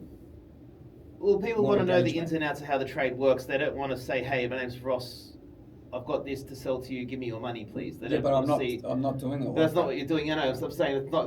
That's what people don't want to see, because as soon as it looks like an ad, or you get even if you're scrolling and someone says, "Hey, did you know that?" Oh, it's an ad. Scroll. Yeah. But if you're creating content that people can consume, which you are, what's a day like on site, or what we're doing and things like that, and then just have it somewhere in the corner, somewhere at the end, just say underwear here, bang, just really, really quick, but still make the ads engaging. It's hard to explain, but I see. Sorry. Yeah, I like the fun side and being making people have that little chuckle or something. I don't care if it's at my expense because it takes them out of that headspace. It makes if you can get people's guard down, that's what you're doing. You want to get people's guard down and make them chill, and then you can throw them at the end, the ad at the end. But as long as they've got their guard down, they're like, "I like this guy, he's cool." But I still don't. That's why I still don't really push it in there. I do funny things like, have you seen that one where we fill the underwear with cement at the end? Yeah. And we're seeing how much it can hold. Things like that, yeah. You know what I mean? Like it was pushing the brand, but not selling it. That's a good track. It's a good track to go on, yes. Showing how good they are. Yeah. I like that. Well, then what was Man Up? What was the meaning behind that name when you picked it? Because I wanted the brand was tongue-in-cheek, Aussie related, Man Up, Down Under, and can be taken two ways in a bit of tongue-in-cheek. So it can have the serious element, and then it can have the fun side of it as well. Yeah, it's a word that you can say in two different ways, have two different meanings. Yeah. So you say man up as in get up, or man up.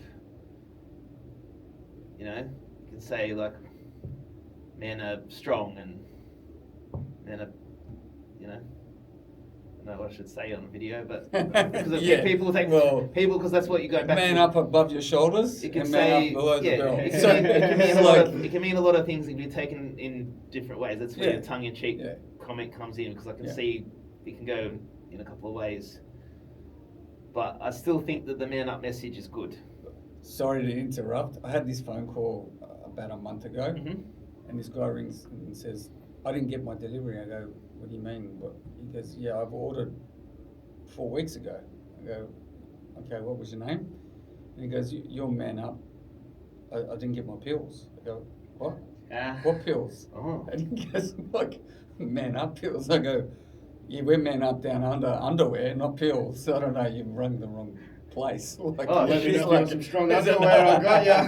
Shit. So there's a Man Up. There must be Man Up pills. Yeah, right. Oh, didn't know. So maybe I should throw something in the package. Maybe a bit of as well when you collaboration get or the something. underwear. You could probably make some sort of supplement cool. brand out of it. Who knows where you can go? I've got ideas, but there's too many, and I don't want to get. You got guys sidetracked. like Piers Morgan, who's got his own platform now. I don't know if they kicked him off mainstream TV. He's got a YouTube channel now, and he's always plugging these male supplements and male things and all these cocktails of stuff that apparently boosts testosterone and all this stuff. All legal and whatever, but all these, there's a lot of Peptides.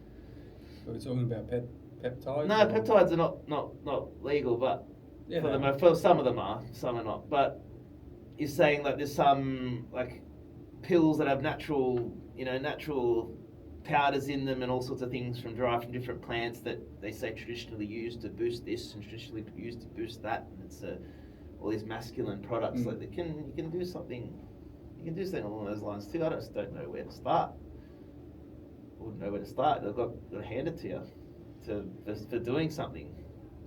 Like I said, it was tough.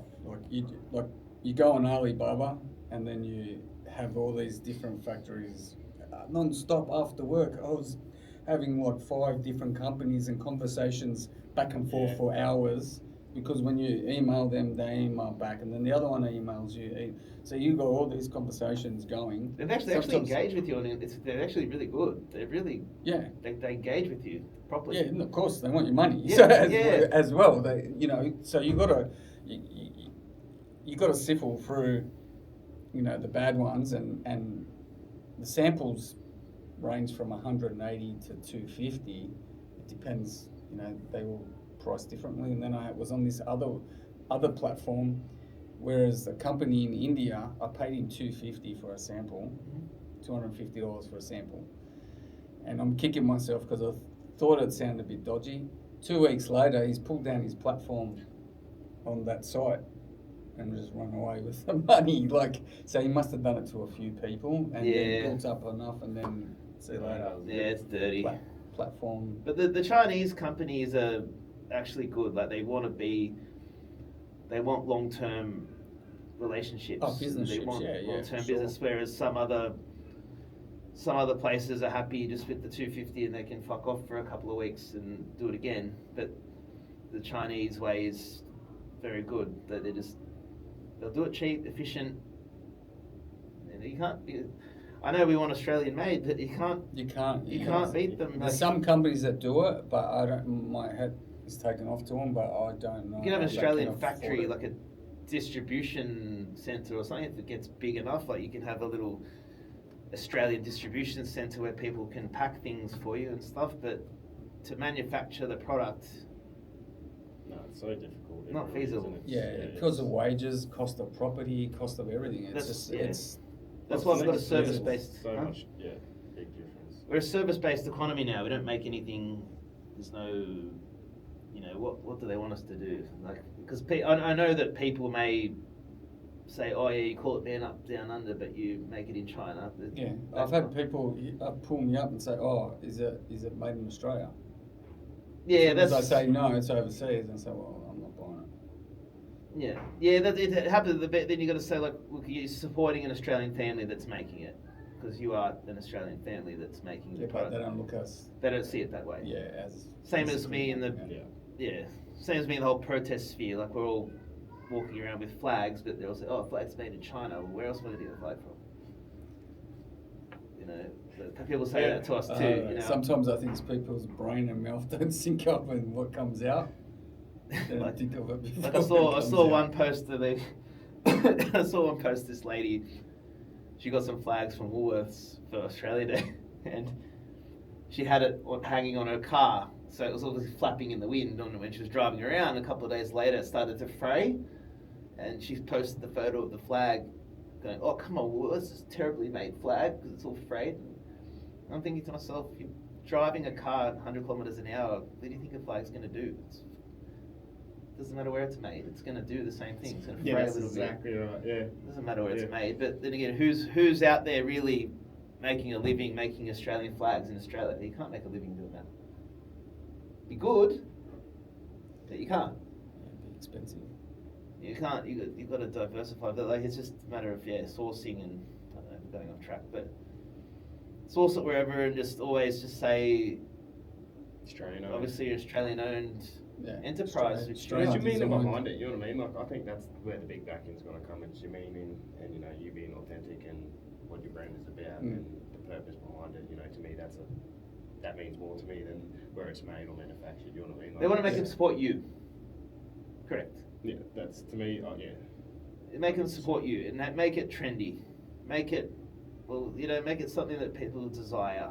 And your reason behind it is perfect, exactly what it is. Man up, men's mental health, being raw, authentic, and your story, our story, everyone, you know, just being there, creating that space for men and fathers to, you know. Like what difference are you to any other brand? Like other brands have done it, why can't you? Yeah, I'm not saying like the other brands as well might have had. I know a few that had big budgets behind them, But they've all started. yeah, Obviously, it's just the budget might just be a little hurdle. But can be I'm not done. complaining. I know at least I've gone at my own pace. It's a very what I competitive do. market. Yeah, It's it a is hard market. It is a hard market. Yeah. And especially selling to men. Men aren't. Well, just like biggest you guys consumers. just said, your wives buy them for you, whereas Mate, to be it's honest- got to appeal to her for her to buy it. Yes. For you to Well, wear. and that's only visual, and you're right. That she doesn't feel what it feels like. You know what I mean? No. So that as soon as I get home, I'm telling my fiance, no more undies. I'm buying my own. I want them to feel good, not just look Say, good. what You did know what I you mean? do today? Like, what were you up to? Checking each other's undies out. So true. I never thought of that. Like I remember, thank Yeah, you. no, thank because you. I was always like, I got to touch it, feel it. Now I wanna feel it. I was wanna- always Yeah. like that. I don't know, but a lot of guys don't think of it so deeply, but the tradie example that you came up with, like a lot of job sites I see, a lot of tradies, obviously when they bend down, you can see the little, Logo. like, you can see the tradie logo. A lot of tradies are wearing this. Yeah. Why can't it be man up? Yeah. I don't see it. I think it's a good idea. It's a good thing to do. It's not just for tradies, it's for. No, no, but yeah, it's saying like- man. movement, isn't it? It's more of a movement, more of a brand. It's just a part of a bigger picture.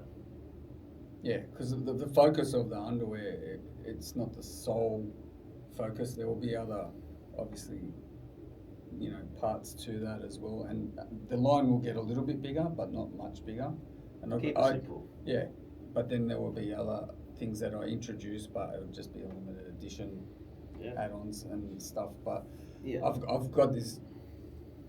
I don't even want to say now, but these next two that I've designed, like it's an untapped market, and Curious? yeah, Just a little bit. Tell me.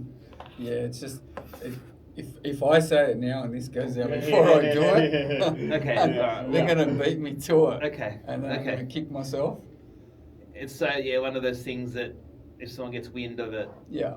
Okay. So, but Phil We'll and I keep get it. to with the trial of one of the first pairs to test them out, yeah? Yeah, for sure. For sure. Thank you. For sure. But yeah, it's an untapped market, and it's nothing. Thoughts I've of never seen one pair, nothing. There's nothing out on the market for it. Now I'm really keen to. I'm know curious. what it is. No, You know, I've got so much sticking through Yes, my I head know. right now. Don't know what to expect here, but I'm interested. A couple of tassels hanging off it, maybe. Eh? Well, the Mardi Gras is a big market, but I haven't tapped It's into a that. very very good Yeah, market. yeah. That. A lot of people told me, even my boss, he said to me, "Can you do the little boy short ones?" And I'm going, "Really?" He goes, "I'll Speedos.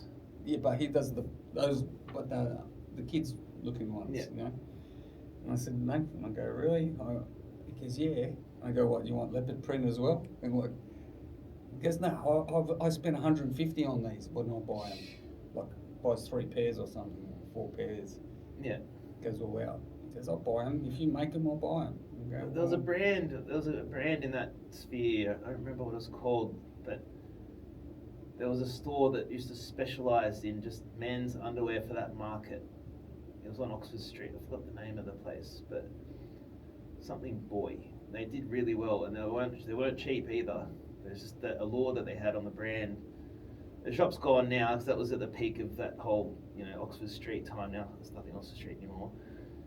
But it's just interesting what appeals to certain markets. Yeah, It's well, I interesting. keep having the marketing company saying put the price down because you're competing against.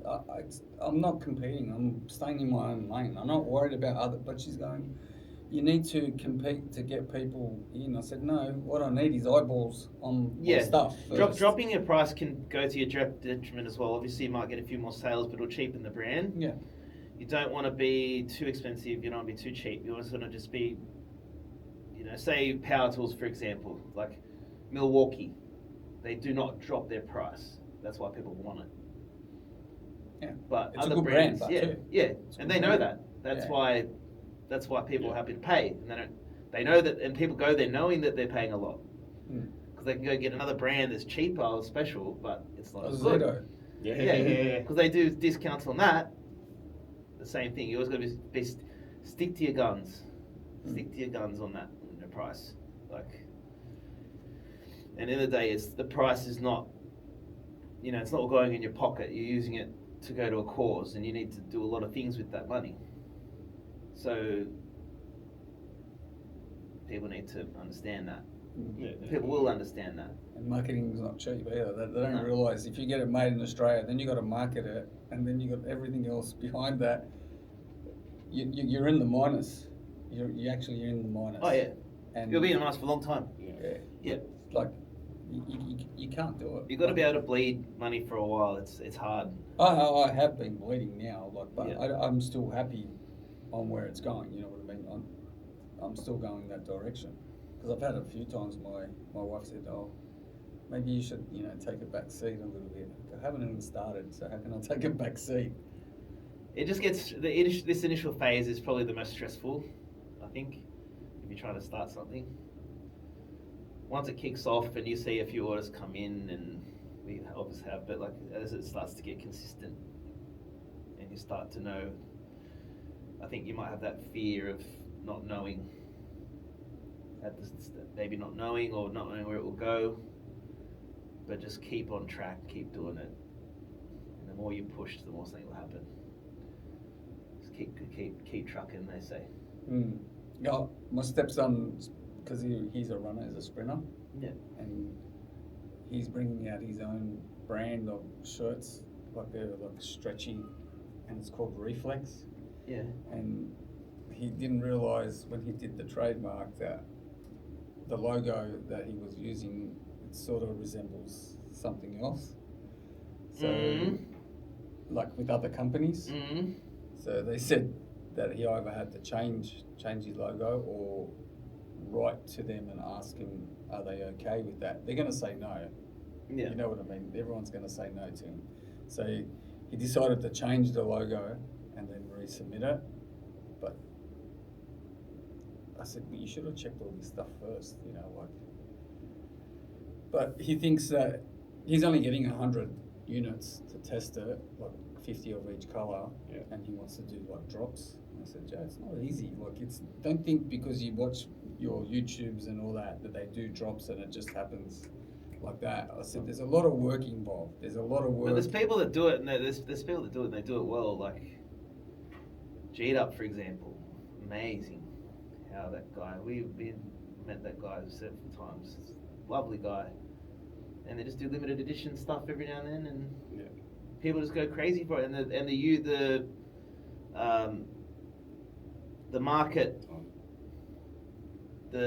of it's a limited edition, I'll buy 5 of them, and then you see the other 4 on Facebook Marketplace going for double the price. Have you seen it? Yeah, definitely, yeah. That allure around the brand, and having that rarity, knowing that there's a limited edition, and you're like, shit, I gotta have it because it's a limited edition. That you can build that too. Creates that sense of urgency and that want, that need. Yeah, to be in that community. Yeah. Kind of. Only 10 made, I need one. Yeah, create that. Create that. Don't be afraid. No, like I said, I've got other things that it's all in here, and I know what I want to do, but it's getting there first and then creating all the other stuff around it. Okay. That's good. Time? Yeah, that's cool. But yeah.